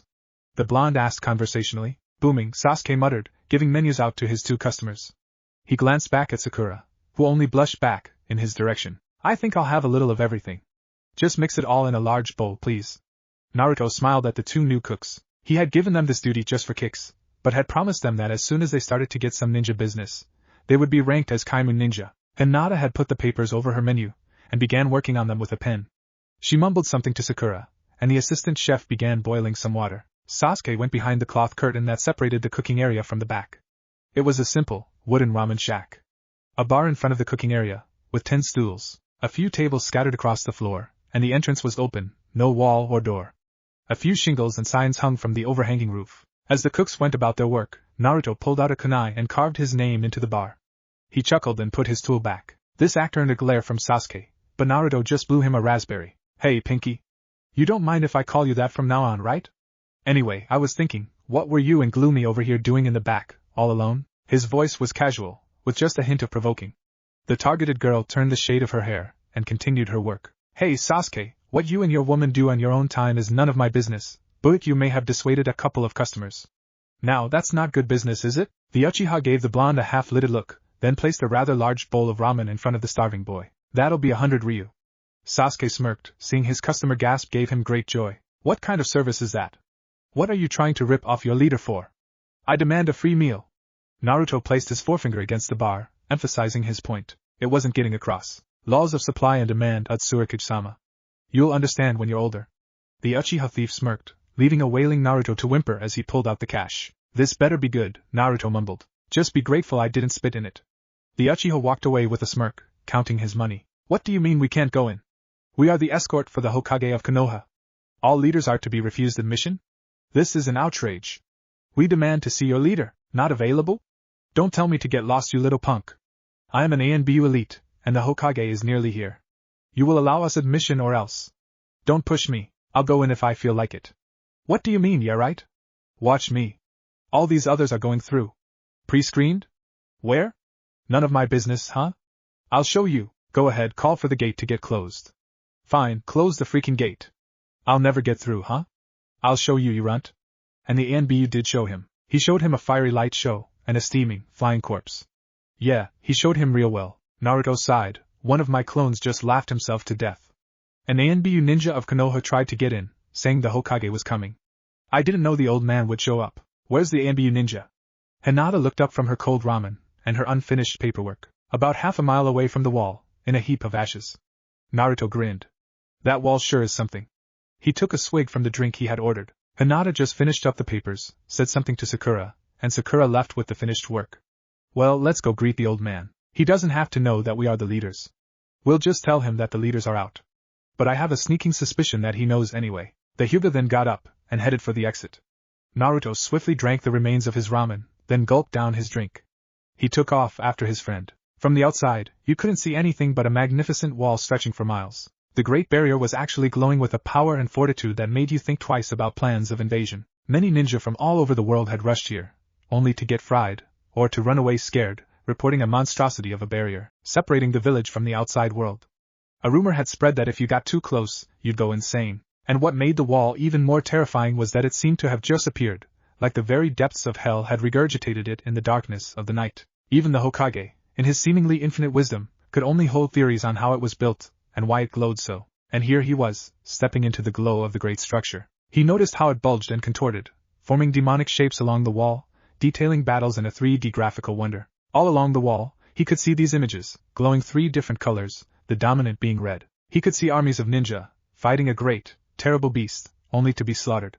He could make out a great fox, with tails that seemed to have no end. In all his life, which was an extremely lengthy one, he had never seen such a beautiful, detailed, and fearsome entity posing as a wall. And now, he was standing at the gates, looking at 2 familiar, yet much more matured faces. Hello you two. Nice to see you again. He had come in his ninja battle armor, out of respect mostly. HEW didn't want to give the impression that he wasn't taking this seriously. The ANBU had formed a V form behind him, and he was in the center, at the point of the V. The leaders are not here, can we take a message? The 2 children spoke monotonously, in unison, with a creepily cold disposition. He glanced at them, wondering if he had made a mistake in allowing these 2 out into the world, to fulfill a destiny that could only be obtained by them. Naruto, Hinata, are you feeling okay? He glanced at them suspiciously, wondering if they had gone insane, like some ninja who experienced too much, too soon will. Fine. Again, they spoke in unison. Suddenly, the Hokage laughed. You had me going for a second. You can come out now. The 2 clones disappeared, and Naruto popped out of the ground in front of the Hokage, sporting a grin. The light and air morphed and deformed, and there was a slight sucking sound. Hinata Hyuga suddenly appeared beside Naruto, smiling politely. Your skills and jutsu have grown. I must say, I have never seen someone teleport like that. He looked at Hinata, and noted a glint of humor in her eyes. I never teleported. You may also want to know that inside the village, there are certain forces at work that prevent anyone who doesn't know how to teleport in a certain way from doing so at all. Hinata tilted her head, and her ears twitched. It was immensely cute, but that's when the Hokage understood. She had made him notice it, and he thought he might not have noticed if she had not done so. Her ears were, well, different. I never knew making jutsus would be so easy, Naruto said cockily, folding his arms behind his head. The Hokage began to wonder just how far these 2 had gone. I mean, really, possibilities are endless, as long as you understand the element which you are working with. And you may be surprised to know, Hokage, that we have found a different element. One that is unlockable to all, and is the most powerful of all of them. Its possibilities and usefulness are infinite. We have already made jutsu from it, and it has unlocked our minds. To an extent, it gave us the idea to modify our village and village wall. And I tell you this, with all hopes that you will pass it on. Let everyone know that if you mess with us, you will mess with an unknown power. Let everyone know, Sensei, that Kaimugakure is up for business. And with that, both of the Kaimu leaders disappeared in their unusual way. Well, you heard them, spread the word.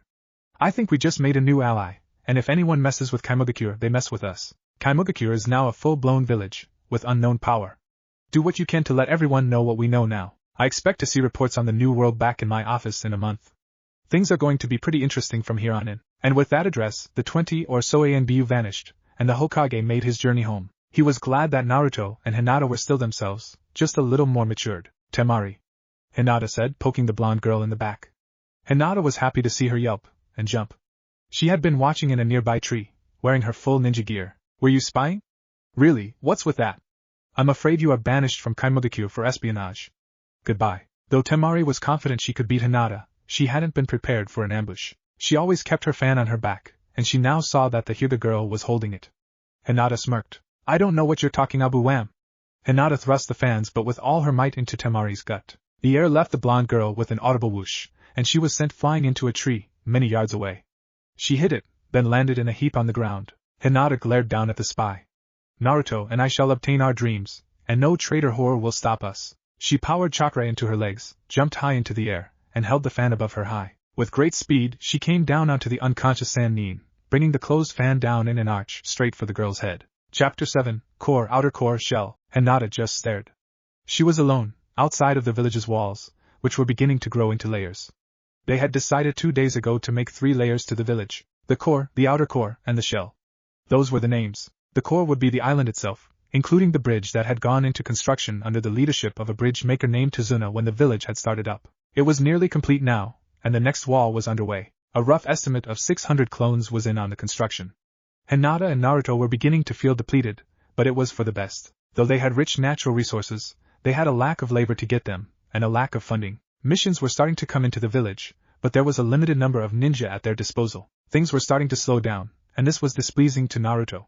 Now here Hinata was, monitoring a couple hundred of her own clones, and 100 or so of Naruto's. They were all working mercilessly on clearing the forests outside of Old Wave Country, on their newfound land. The land was unused, and was only claimed by Fire Country for territorial rights. A letter from the Hokage had eased their discomfort, saying that in exchange for a long-lasting alliance with Kaimugakure, they would be happy to grant them the surrounding land.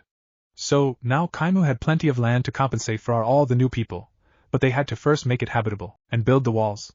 On more than one occasion, the Kyuubi had been called upon for chakra compensation. The last 2 days had been productive, but exhausting. Hinata looked down at a clipboard she was holding, which displayed production rates and set tasks. She had planned out everything the day they decided to further construction, and her set time was another week for the second wall. She had set a goal to have the land cleared of trees, use the trees and other resources for construction of walls. They had placed an order for certain materials, and would be receiving every shipment in 3 days. By then, the skeleton for the walls would be ready, and then they would add the concrete. Chakra coils would course through these walls as well, but would have seals placed along them, to only activate them when the village was on lockdown. Similar seals would be placed on the core's walls when the outer village was complete.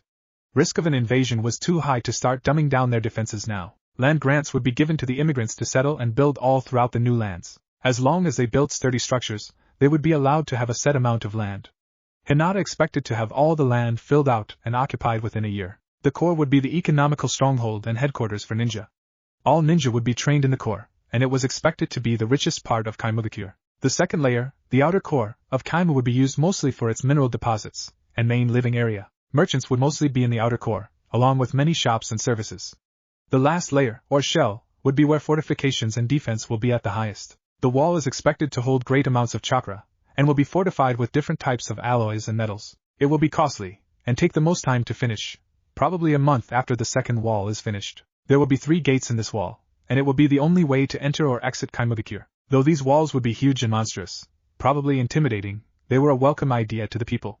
It gave them a feeling of security. The great spaces between each wall should be enough to keep the people happy, Hinata thought. They had no plans of restraining the people from growth, and definitely didn't want to make them feel cramped. Workers from all over had brought their specialties to Kaimu, and were already requesting land grants for construction. Hinata's and Naruto's savings and profits from their monopoly were nearly depleted.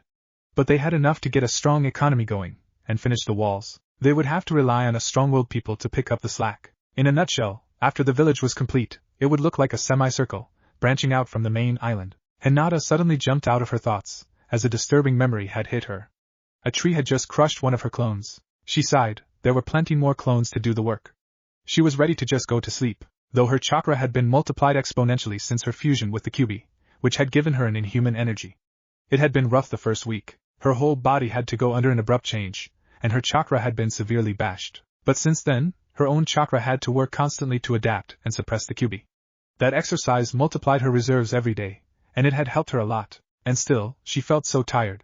She wondered how Naruto was doing on his time off. He had really put himself into this, and she feared he might slip into a coma from chakra depletion. She figured the clones were doing okay, so it was time for a break.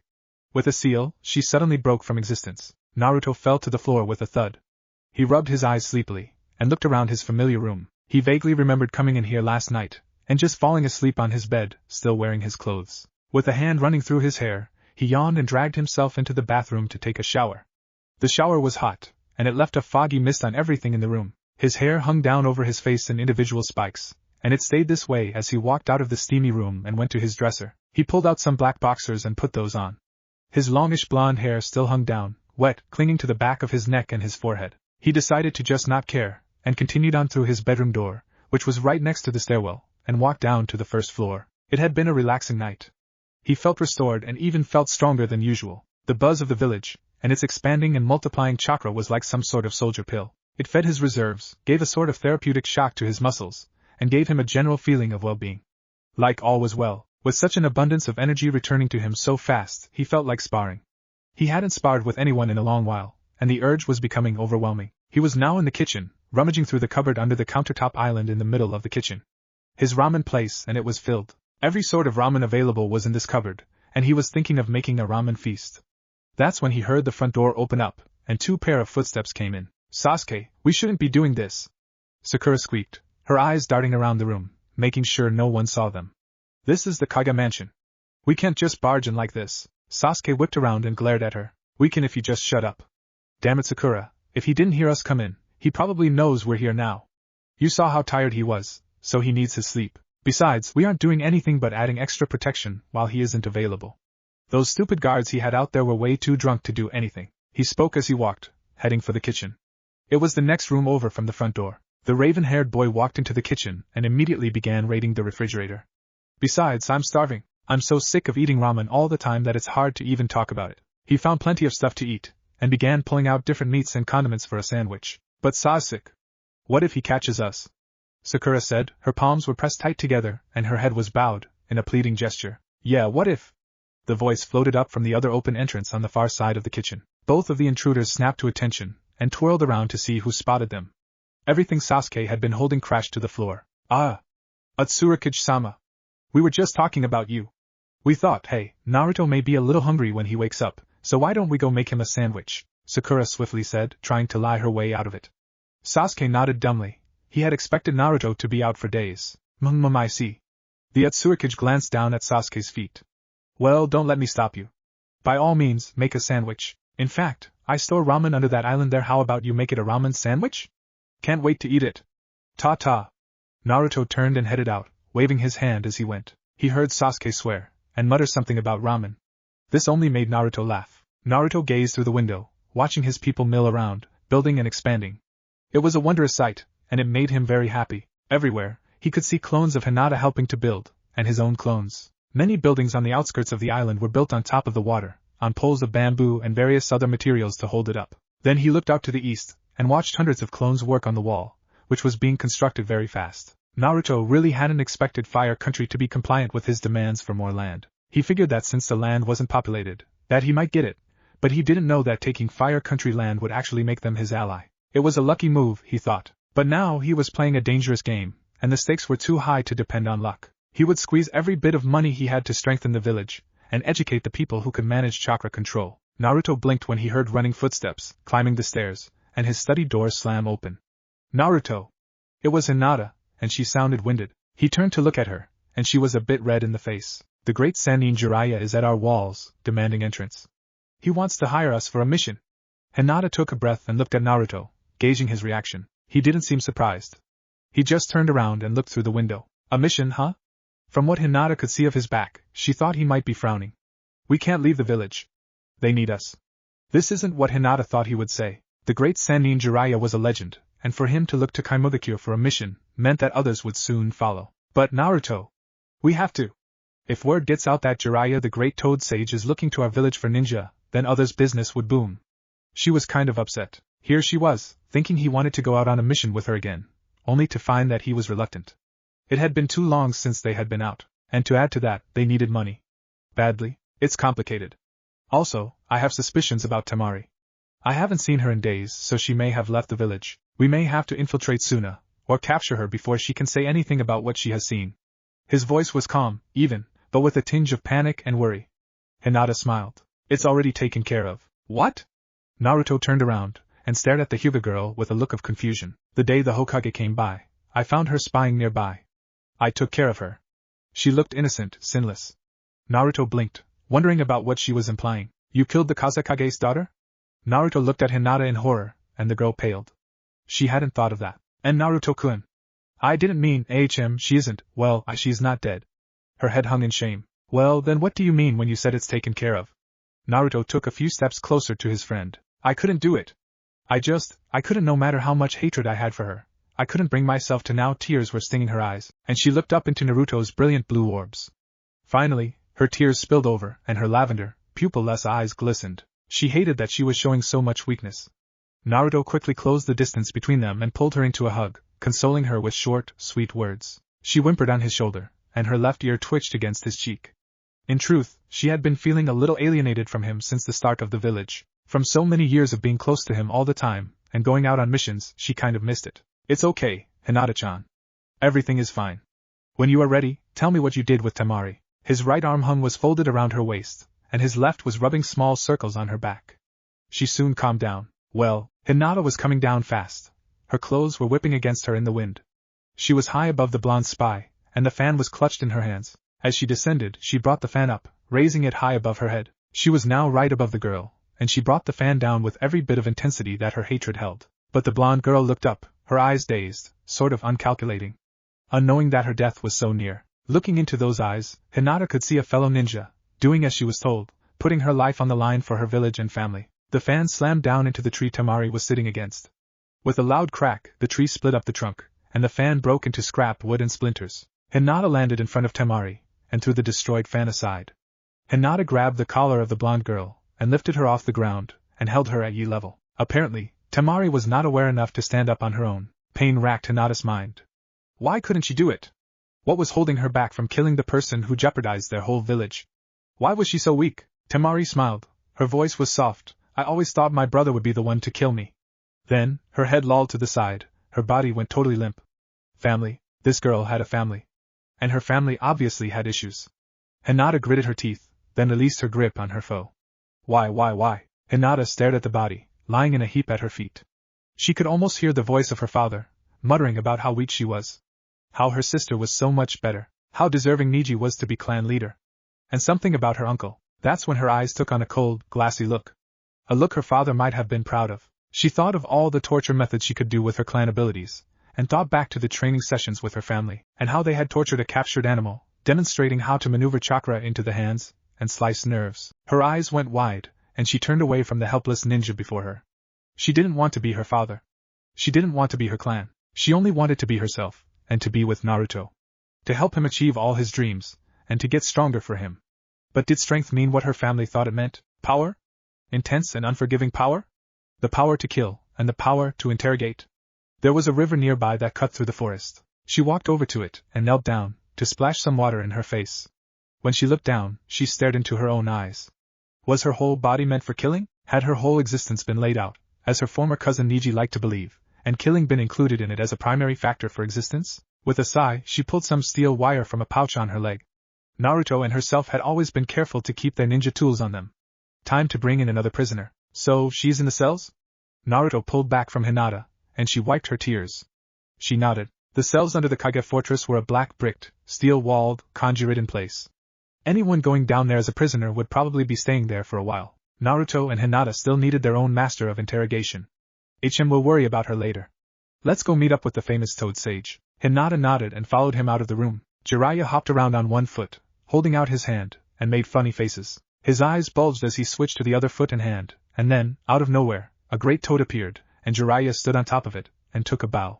The children cheered. When word had spread that the great Jiraiya was paying Kaimu a visit, people decided to come out and greet him. Children of all ages flooded out to get a glimpse of what they could one day be, and being the honorable, noble man of integrity that Jiraiya was, he had decided to put on a show and summon a toad. But instead of making it look too formal and straight ninja, he decided to dance around, disguising the seals and methods of summoning. When he finally finished and the smoke had cleared, he was greeted with the cheers he deserved.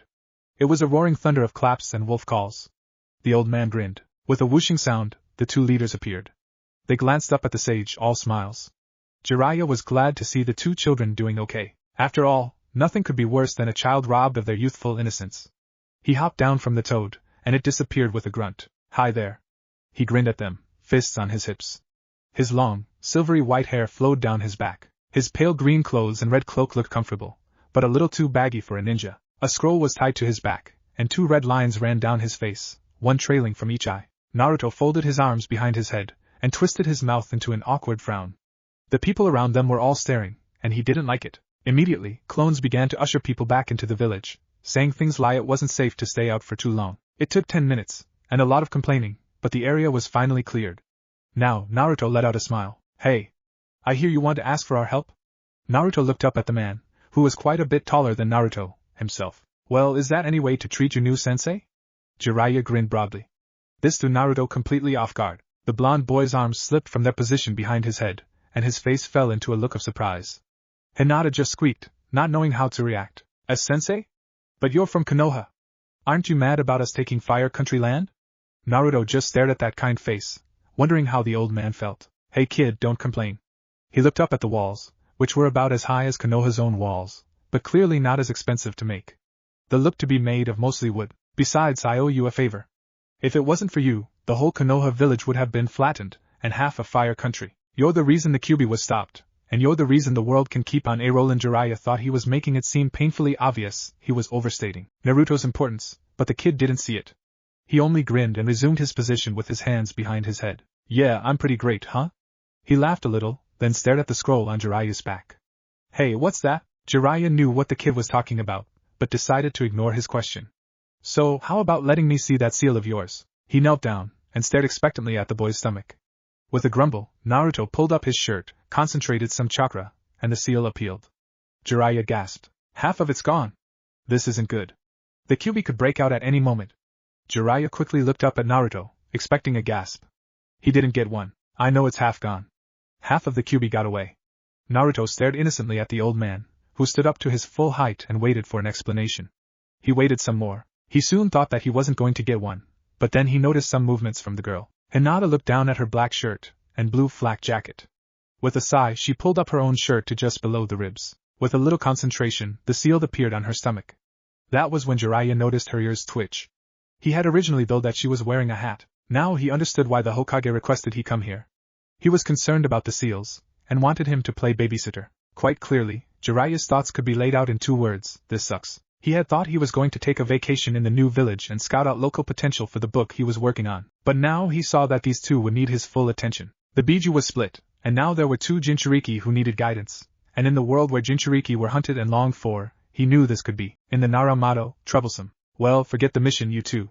You are now my full-time students, and I am your advisor and counsel. With my help, you need not worry about the safety of your village. Jiraiya looked at the 2 children, who in turn looked up at him with an air of thankfulness. They looked eager to learn, but he didn't really know how eager he was to teach them. His last student was a huge success, but the pain of losing Minato was nearly unbearable. He had considered him a son.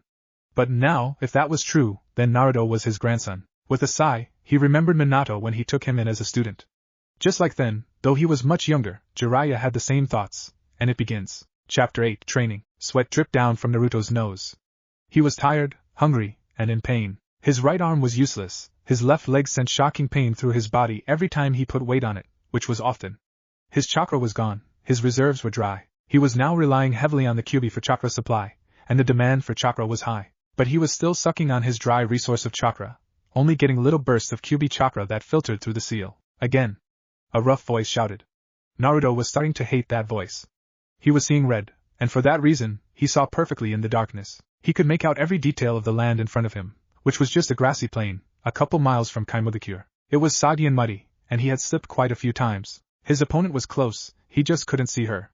He knew the jutsu she was using, and he was listening intently for a whooshing sound. Whoosh. There it was, and Naruto spun around, looking for her. Whoosh. It came closer this time, and it was behind him. He was instantly facing where it had been, but now it was coming from all over. He was confused, and a headache racked his brain. He had made the mistake of using his Aijutsu, and now he was paying for it. It had cost him severely in battle.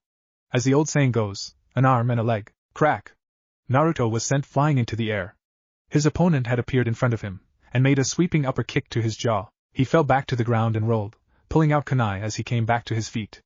I know you can't keep this up for too long, Hinata-chan. Even you can't hold your breath forever. And it was true. The jutsu she was using was only available to those who had unlocked their dormant chakra type, the chakra of negative being. She used the chakra to slip into a separate, ethereal dimension. But Naruto knew all about this jutsu. You could slip in between dimensions, but you couldn't be a part of either one. You could only see the dimension you were from, but could not be affected by it, or affect the dimension you are seeing. Meaning, you could not breathe, and you could not invisibly attack someone. It was good for escaping, and good in battles, if you could hold your breath for a long time and still be very active. Needless to say, that was a hard task. Whoosh, whoosh, whoosh. In rapid succession, Hinata appeared far off, then closer, then really close. Naruto winced as he figured out what she was doing. She was leaving and coming back for breaths. Damn it, Naruto thought, then held his left arm out straight, his fingers in a claw-like position. A dark matter formed there, quicker than he had ever done before. His custom gloves were on, along with his ninja battle armor. His attire was pretty beat up, and had terrible gashes in some places, but it was still effective for softening blows. With a sneer, he clutched the dark matter, and this time it took a large, broader shape. He looked at it, amazed.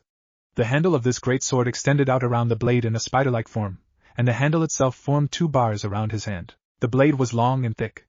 Due to the material it was made of, it was lightweight, black and purple in color, and would probably cut through anything. Within the instant he had last seen Hinata, he had already performed one of his slower jutsus. He was amazed by how fast his skills were being honed. He thrust out his sword, blocking her sword that just appeared from nowhere. He looked into her Byakugan eyes. He saw a steel there, and a fierce will to get stronger. Fast. He threw a grin at her, while his feet scraped the ground, leaving a trail of bare dirt and mud in front of his feet. Hinata was pushing him back. With a grunt, Hinata thrust her own sword to the side, throwing Naruto's arms wide open, leaving him vulnerable to a deadly attack. He lost his balance and began to fall back. His sword slipped from his hand, and disintegrated an inch away from his fingertips. She jumped on top of him, knees first into his chest, knocking the air from his lungs. He fell down hard now, and she plunged the sword deep into his chest between her armor-laden knees. His face was a look of pure horror, as the blade slid through him. He gasped. Hinata smiled down at him and laughed, then stepped off of him, letting go of her sword, which looked a lot like Naruto's. It immediately scattered into tiny black wisps. Naruto clutched at his chest to find a hole, but found nothing. He blinked, then stood up, and glanced at Hinata. She only giggled. I had you going, huh? She folded her hands behind her back, tilted her head up, and smiled innocently at him. Yeah, you did. How'd you do it? Naruto tried to keep his weight off of his hurt leg, and the numbness of his hurt arm was starting to go away. I created it in the other split dimensions, right? Well, that meant it wasn't a part of either dimension, so had no real substance or importance in either dimension. It was ghost if you think of it. Her armor was layered, cloth-like, and blue. She wore the sandals that most ninja did, a long belt that flowed out fashionably at both sides of her waist. Her long hair was in a braided ponytail, and hung down behind her. She, too, wore the custom glove required to hold the new chakra type. But as pretty as it was when they first started, it was now cut up in many places, soggy from the rain that had been occurring throughout the day, and dirt and mud was splattered all over it. Jiraiya landed between them, did a quick visual examination of both of them, then chuckled. Suddenly, his killer intent weighted the air, and the pressure was on. Naruto was brought to his knees, and Hinata struggled under the weight. Both of her legs were fine. The old man laughed maniacally. You're both completely exhausted, and completely out of chakra. It is time to bring the real training. Field experience. And if possible, the air became heavier and Hinata was brought to her knees, gasping for air. The great Sannin Jiraiya was putting his whole life into the air, the whole being of his ninja career. All of the rage and experiences he had been through were poured on to the 2 Kaimu leaders. They had never felt such a strong presence, and had never wanted to. They both looked at Jiraiya, whose face was not a kind one, and his eyes were filled with a cold fury. Jiraiya pulled out a kunai. Get ready. This is when the shit hits the fan. I'll give you a 10-second head start. His voice had a razor edge, and it sounded like he truly meant to kill them. They pulled themselves free of the intense force and ran for their lives. Hinata tripped and was now pulling herself with her hands through the mud, as her legs tried to get her back up again. A fiery shiver was sent up her spine as a massive force exploded next to her, sending her flying out of the mud, and near some trees. She ran into the woods, which were thin at first, but after a few seconds of running she began to come into a dense forest of trees. She heard Naruto running nearby. As she hopped into a tree, to put some distance between her and the killer she was running from, it exploded, and she was slammed into a different tree a dozen yards away. With a groan, she immediately hopped from tree to tree as fast as she could, begging internally for some of the Kyuubi's chakra. Every time she hopped from a tree, it exploded, which meant if she slowed down at all, she would be incinerated. Tears were forming at her eyes. This wasn't the way she wanted to die. Naruto, to put it simply, was running like hell. Trees zoomed past him at a speed he had not known he could attain. He was barely keeping pace with Hinata, and was avoiding explosive tags attached to kunai coming from his right side.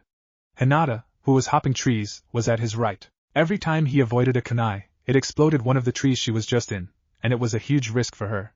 He couldn't go on like this for much longer. He, too, was begging the Kyuubi for more chakra. His leg was becoming numb now, and felt like a block of wood. It was difficult to run with it being so defiant. His arm was feeling better though. With one more explosion, he and Hinata were blown into each other, heads colliding together, hard. Naruto groaned and rolled over. He was lying in a wet, dank corridor that was lined with musty brick walls. Hinata stirred beside him. They stared at each other for a minute, and nodded in a mutual agreement. It's time. They stood up, and walked calmly down the corridor. Naruto noticed a chainless shackle was clipped onto both his and Hinata's right ankle. He dismissed it as unimportant. They came into an opening, where two cages were conjoined, and two silhouettes circled each other. There were two Kyuubis. But they each only had 4 tails. I was wondering when you would decide to unleash us. I almost began to worry you had forgotten me, kid. One of the Kyuubis growled, facing their captive. Naruto only grinned back up into that snarling face. A more feminine voice spoke up, and was amazingly seductive. Hinata-chan, don't I look out for you? I visit you in your dreams, I make you stronger. What else must I do for you to give me a little freedom? I consider you one of my own, Hinata-chan. Hinata only bit her lip. It was true. This Kyuubi had been very motherly to Hinata, and the poor girl liked it. She missed her own mother very much, and didn't mind the extra attention she got from her prisoner. It'll only be for a little while. Hell, I'll even wipe my claws when I'm done. The first Kyuubi said, looking down at Naruto. The fox's sneer was twisted into some kind of insane grin. Jiraiya-sensei is not an enemy to be killed. He is only trying to teach us what it'll be like unless we can call upon you at will, Naruto said, looking at his Kyuubi contemplatively. He began to wonder if this was a good idea. Please don't kill Jiraiya-sensei, Kyuubi-san. Hinata said kindly. I'll keep him in check, darling, don't you worry. We just need to have a little time out of the cage. To, stretch our legs a bit, let off a little steam. It isn't easy to be stuck in a cage all day and night. Hinata's Kyuubi pouted, resting its massive head on its paws. Fine, whatever. Just let me out. I need to get out of here. The Kyuubi growled and the flimsy facade was gone. Now Hinata and Naruto were seeing the hardened fury of the Kyuubi. It suddenly exploded in a wave of red chakra, and only its furious yellow and red eyes could be seen, silhouetted in the dark, flaming chakra. Now the voice was deeper, more hypnotic. It was making orders now, and wasn't about to be told if it could get out or not. You will let me out of this hellhole cage, and I will rip the land to shreds. I am a demon, and I have needs for destruction and death. I must be freed, he howled, and the cage could no longer contain him. He was slipping through the bars, engulfing Naruto in a furious blaze of chakra. Naruto screamed in agony as he sprouted 4 tails, and he was covered in red chakra, taking the form of a fox. There was now nothing left to be seen but a shivering fox, who finally had its freedom. Hinata squeaked as she looked to her own prisoner. Please help Naruto-kun. Keep him safe. Hinata said, tears forming at the corners of her eyes. The fox took the shape of a beautiful, shapely naked woman, covered in red chakra. Her long black hair hung down over her shoulders, and her white, pupil-less lavender eyes were filled with kindness. It was Hinata's mother. The woman walked through the wide bars, and stopped in front of Hinata. She was still significantly taller than the young girl, and so she knelt down in front of her, embracing Hinata in a hug. Hinata was in shock, and overcome with emotion. Mom? A deep, beautiful voice sounded from within Hinata's own mind. I'm here, Hinata-chan. And then, the young Hyuga was engulfed in an all-encompassing redness. Jiraiya stood over his 2 unconscious students with a sigh. He had expected more of a fight, or at least to see some Kyuubi chakra come out. They didn't seem to draw on any more than the seal allowed to give them. Just as he was about to pick them up, the surroundings were flattened. He had to struggle to stay standing. Trees all around crashed to the ground, and the air was too heavy to breathe. He looked down, and saw Naruto rising from the ground, without moving his own body. He was changing, and fast. A chakra enveloped him, and it formed long fox ears at his head, and sprouted a tail at his butt. Then another, then 2 more. Now, the boy was covered in it, and he was completely darkened. Jiraiya couldn't make out anything but the dense cloak of chakra. The transformed Naruto was slowly put on his own feet, or paws as they were now. All fours. When he looked up at Jiraiya, there were no features on the FCE. Just 2 holes of yellow for the eyes, and a jagged, razor-edged mouth. Jiraiya stepped back a few feet. He hadn't expected this to happen. This was definitely not supposed to happen. The QB launched itself, and disappeared from view, leaving a quaking earth. There was too little time, and Jiraiya wasn't important enough to play with. Destruction was all the QB craved. Jiraiya quickly turned around to see another red fox, crouched in a contemplative position. This one was Hinata, but the eyes were bright white, and the mouth didn't seem as dangerous. It spoke, and when it did, Jiraiya thought it had come from his own mind. It was crisp, very clear, and had a certain amount of musical quality to it. And the voice was womanly. You will report to Kaimugakure, and await our return. Our time is limited, but if you do not bother us, we will not bother you. And that QB was gone as well, too fast for Jiraiya to track with his eyes. With a sigh, he rubbed at his temples. Things had not gone according to his plan. Hinata's QB zoomed across the land, its tails flowing behind it with phenomenal power. All she had to do was follow the path of destruction her counter half had left behind. Soon enough, she had caught up. Stop! She appeared before her half, and glared him down. We can't do this yet, you idiot!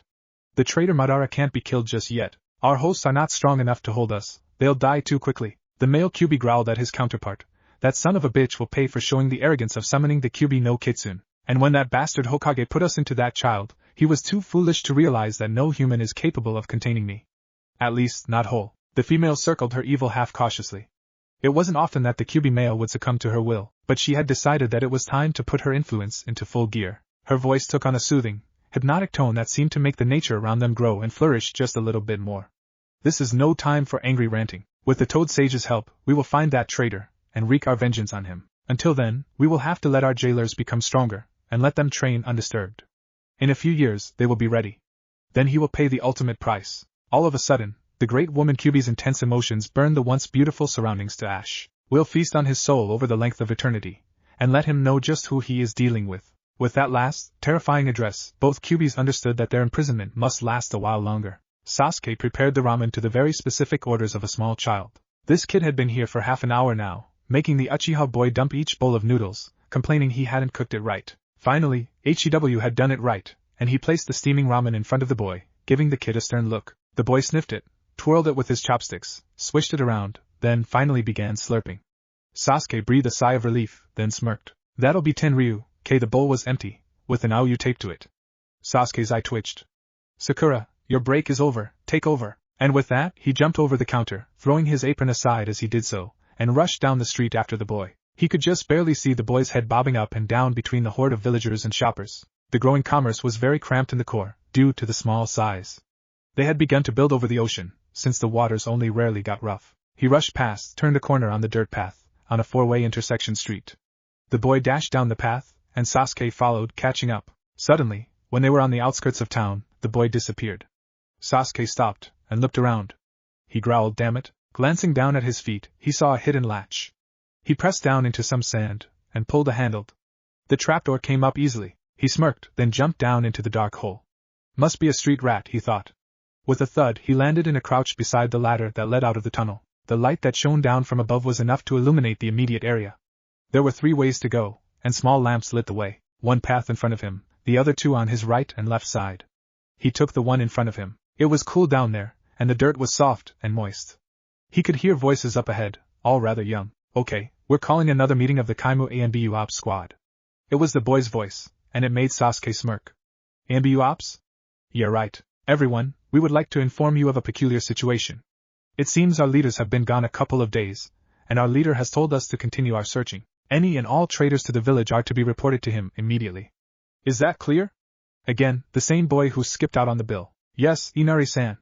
40 or so voices replied eagerly, and Sasuke peeked around the corner of the dirt tunnel, to see a stadium setup. Rows of seats stood in front of a podium, at which the Inari boy stood. A man of muscular form and black hair stood behind the boy. He grinned down and gave the boy an affectionate hair ruffling. The boy grinned. Sasuke sighed and turned around.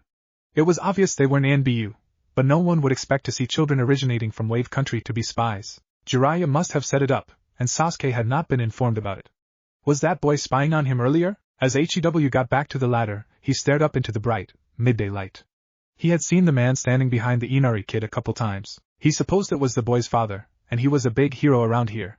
He even had the ability to mold chakra, and was currently training to be a ninja. He climbed the ladder, and closed the door when he got out. He noticed that the door was just as camouflaged as it was when he pulled it open. What they had said was true. Naruto and Hinata had left 2 weeks ago with Jiraiya, and he had no idea where they were. Jiraiya had come back only once, just for a few hours, then left again. Kakashi was in charge of the village at the moment. Sasuke had even spied on his sensei skipping class, and having a multiple of clones take care of them all simultaneously, which was okay and more convenient. The Uchiha strolled back to the streets, and looked at the great gate in the wall. The wall glowed a light red, and a few blue sparks were emitted from it at times. He stuck his hands in the pockets of his tan shorts, and stared at the gates opening. As soon as they were finished opening, in walked Naruto and Hinata, wearing green cloaks that covered them from the neck down. The hoods of the cloaks were up, and as they walked in, the air tingled around Sasuke, and the gates glowed a darker red. It was as if the village had just breathed. They had a strong aura around them, and an ominous look.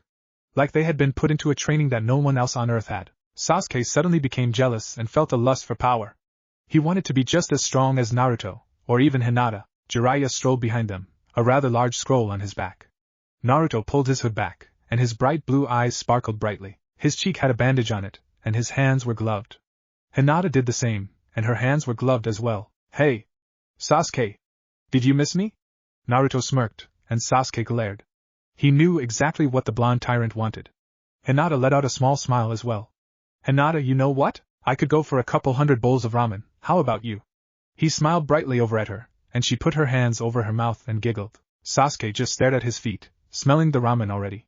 Naruto suddenly appeared beside Sasuke, a toothy grin on his face. The air billowed Sasuke's baggy blue Uchiha shirt.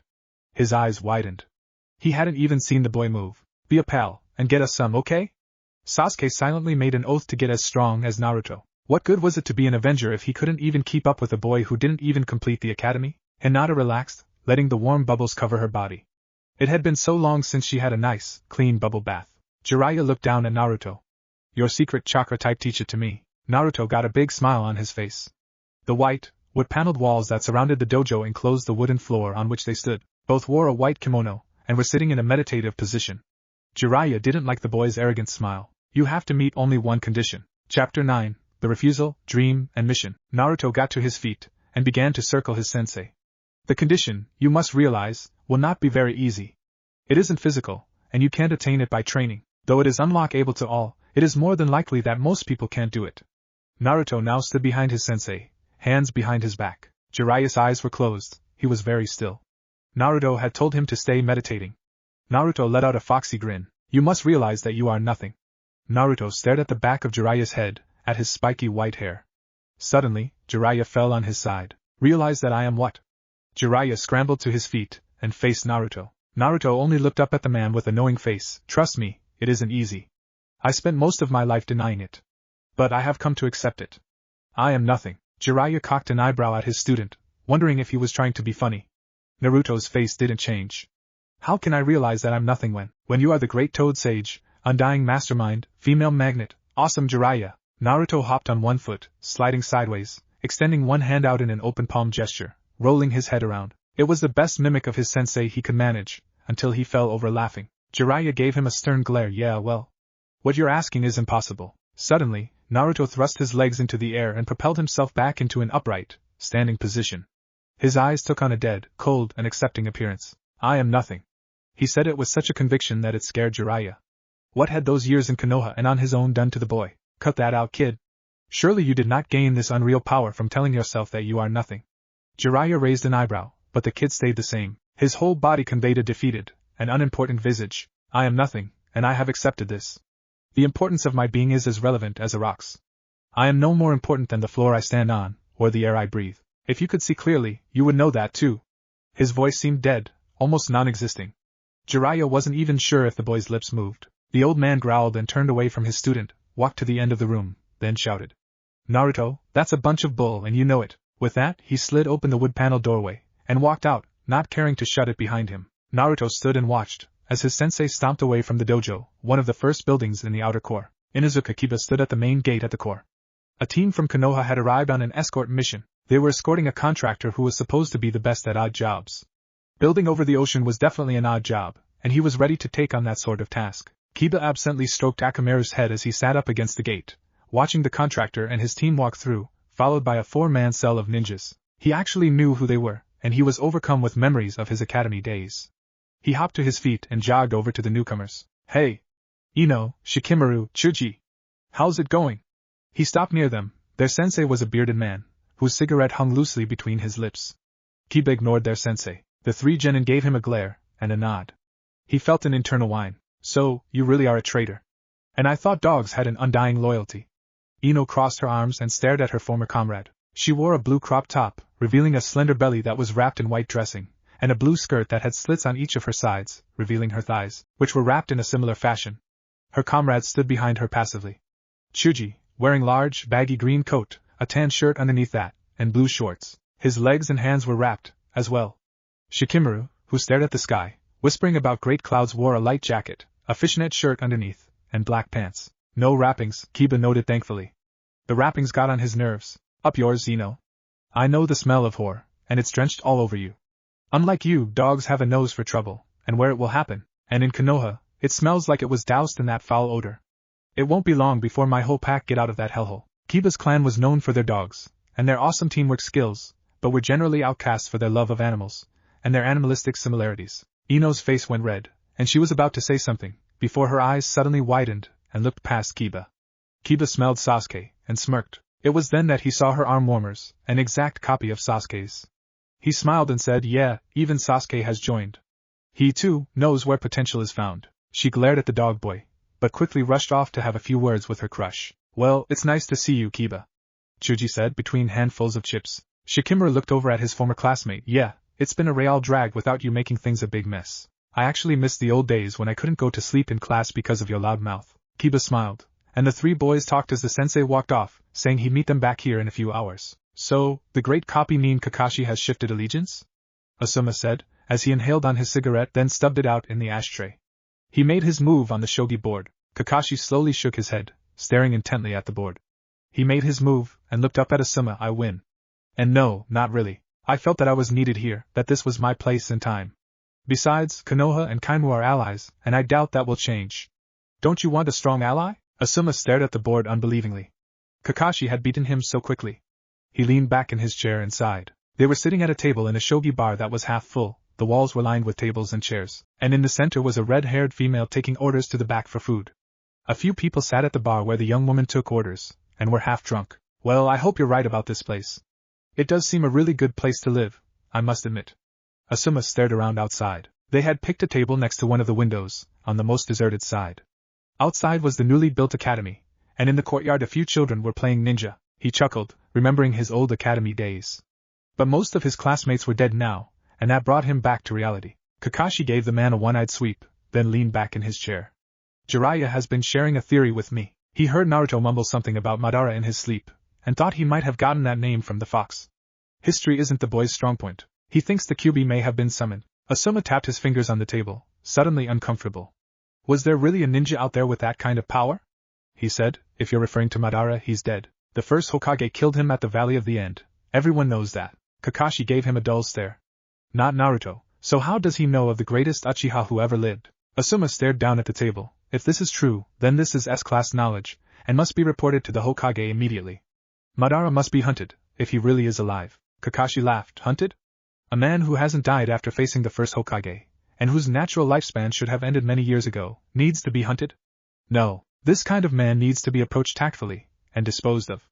A man that can summon the Kyuubi is not a man I'd hunt. Asuma stood up, but the Kyuubi is trapped now, so his biggest threat is gone. And if he really did summon that fox, then he's either dead from chakra exhaustion or in a coma-like state.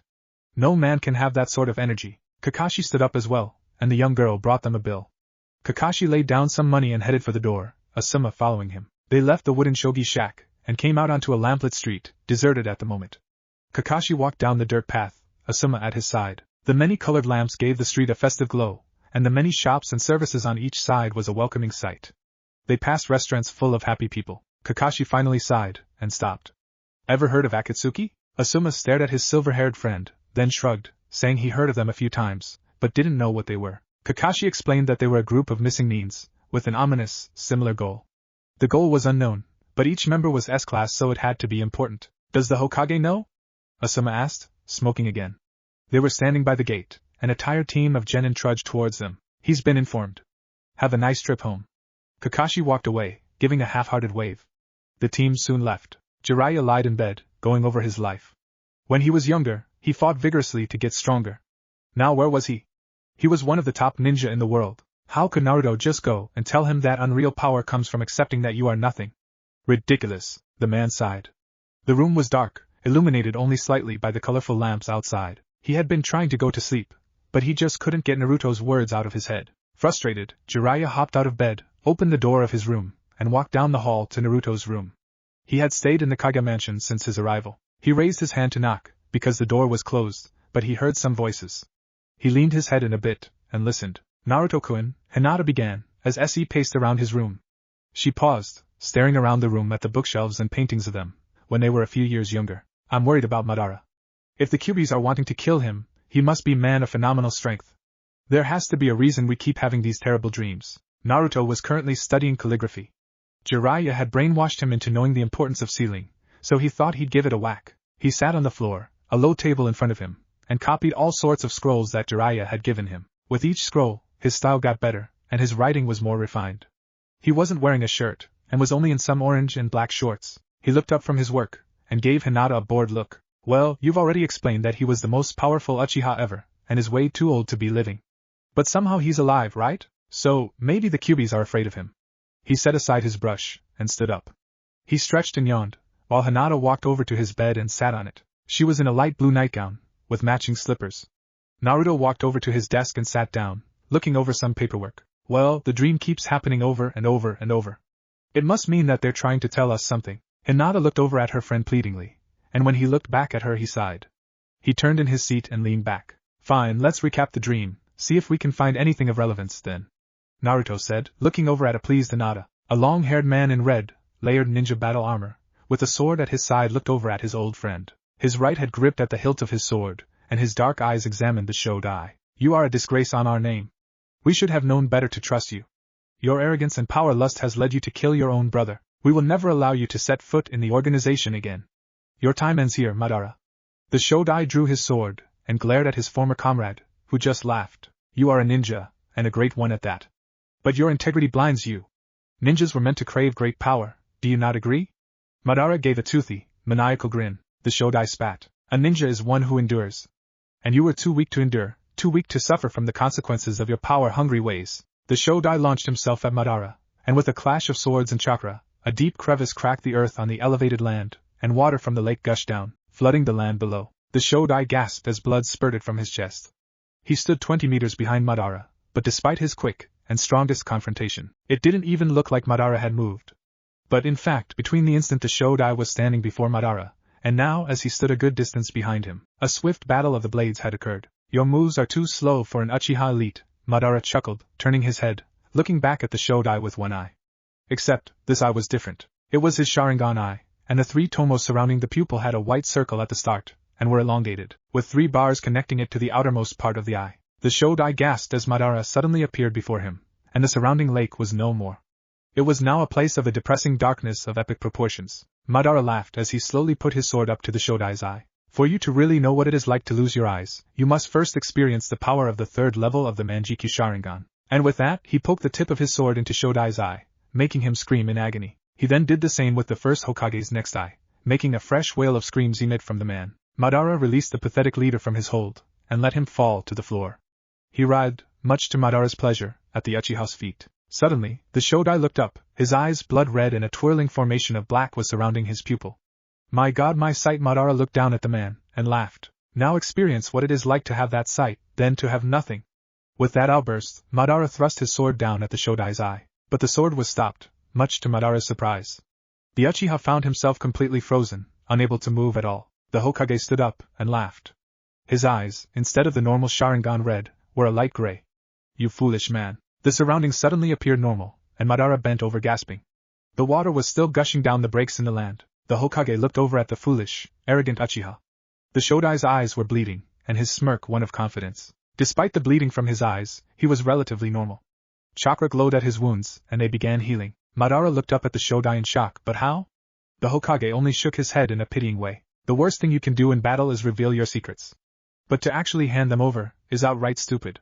This, my friend, is the arrogance of the Uchiha clan. The Shodai launched himself at Madara once more, but with his new eyes, he was easily able to outskill the Uchiha. They were now at a standstill, their swords tightly pressed together, their noses inches from each other. Eyes were locked, and the water rippled wildly around them. They were now in a battle of genjutsu, while fighting in the real world. Suddenly, the Hokage thrust his sword upwards, sending Madara's weapon flying. While still in motion, he delivered a kick to the man's armored chest, making him stumble back. With that opening, the Shodai quickly rushed at the Uchiha, sliding his sword through the man's armor, through the skin, through the bone, and back out the other side. Madara coughed blood. The water was now in a narrow stream, the muddy land on either side of it relatively deserted except for the flopping fish and water vegetation. It doesn't surprise me, really. The Shodai spoke softly into Madara's ear, and twisted his sword a bit, earning a scream from the man. Figures that a gifted Uchiha would want to brag at the ultimate level.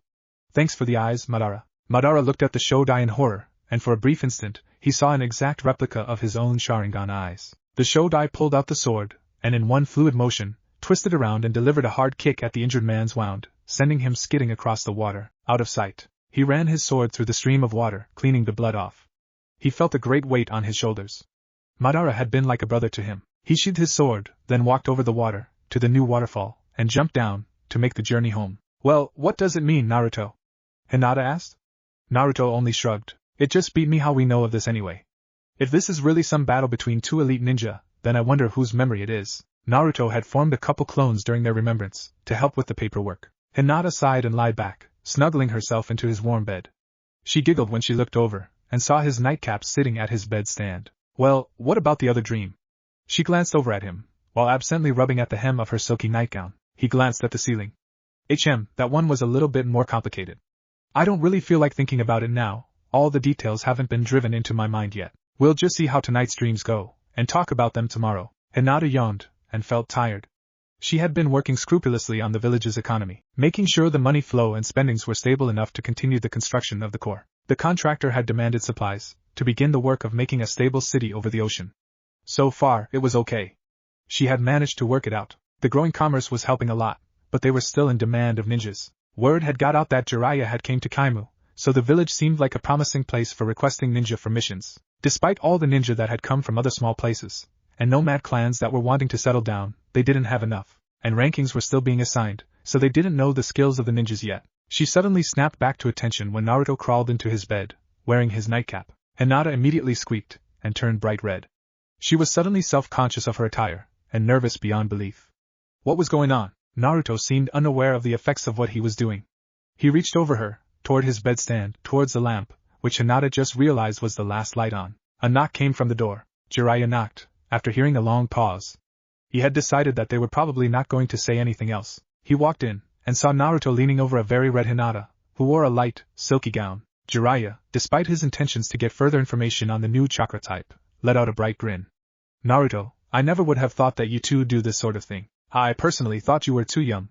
Way to go, champ. Jiraiya gave the boy 2 thumbs up, before laughing out loud. Naruto's confused expression, mixed in with Hinata's audible eep, was enough humor to put Jiraiya in a good mood. I'll just leave you two lovebirds alone now. Jiraiya chuckled and quickly left, leaving a mortified and embarrassed Hinata, and a confused Naruto alone in the room. Naruto shrugged, turned the light off, and rolled over, pulling his warm blanket over himself. Night, Hinata-chan. He soon fell asleep.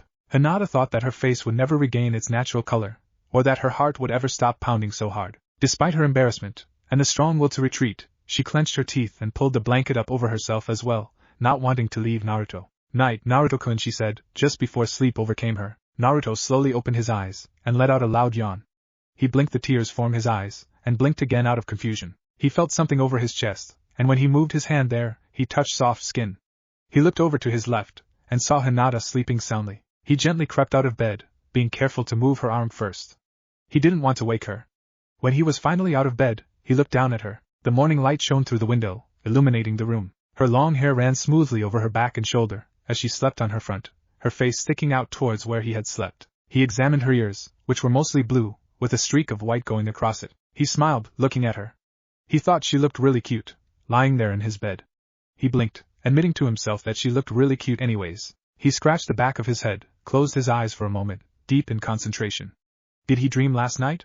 He couldn't remember right now. He soon decided to forget it, and take a shower. Naruto glanced down, taking in the view. The core of Kaimu wrapped around the Kage Tower in a circle formation, and it was a stunning sight to see. The closely packed buildings were sometimes curved and awkwardly shaped to compensate for the many streets and paths that routed the area. Naruto stood at the top of the tower, which was flat, and was lined with parapets. He leaned up against one of the battlements, and cast his gaze out to the construction site to the east. He had already spawned a few hundred clones to work over there, and was currently resting. His chakra was growing fast, since he exhausted it every day, and it was renewed overnight. Naruto had come up here, because Jiraiya had finally decided to give Hinata and himself the mission. He just wanted to have one last look before he set off. Hinata was packing everything they need, and he had already put Kakashi back in charge. The man didn't really care, because he, like Naruto, got his clones to do most of the work. Naruto had even sent Sasuke, Sakura, and Kiba on a mission to Konoha, to further the bonds between the village. For some reason, Naruto felt that the mission Jiraiya was giving him was going to be of great importance to himself. Besides the mission's goal was to travel and train the two of them, there was one other goal.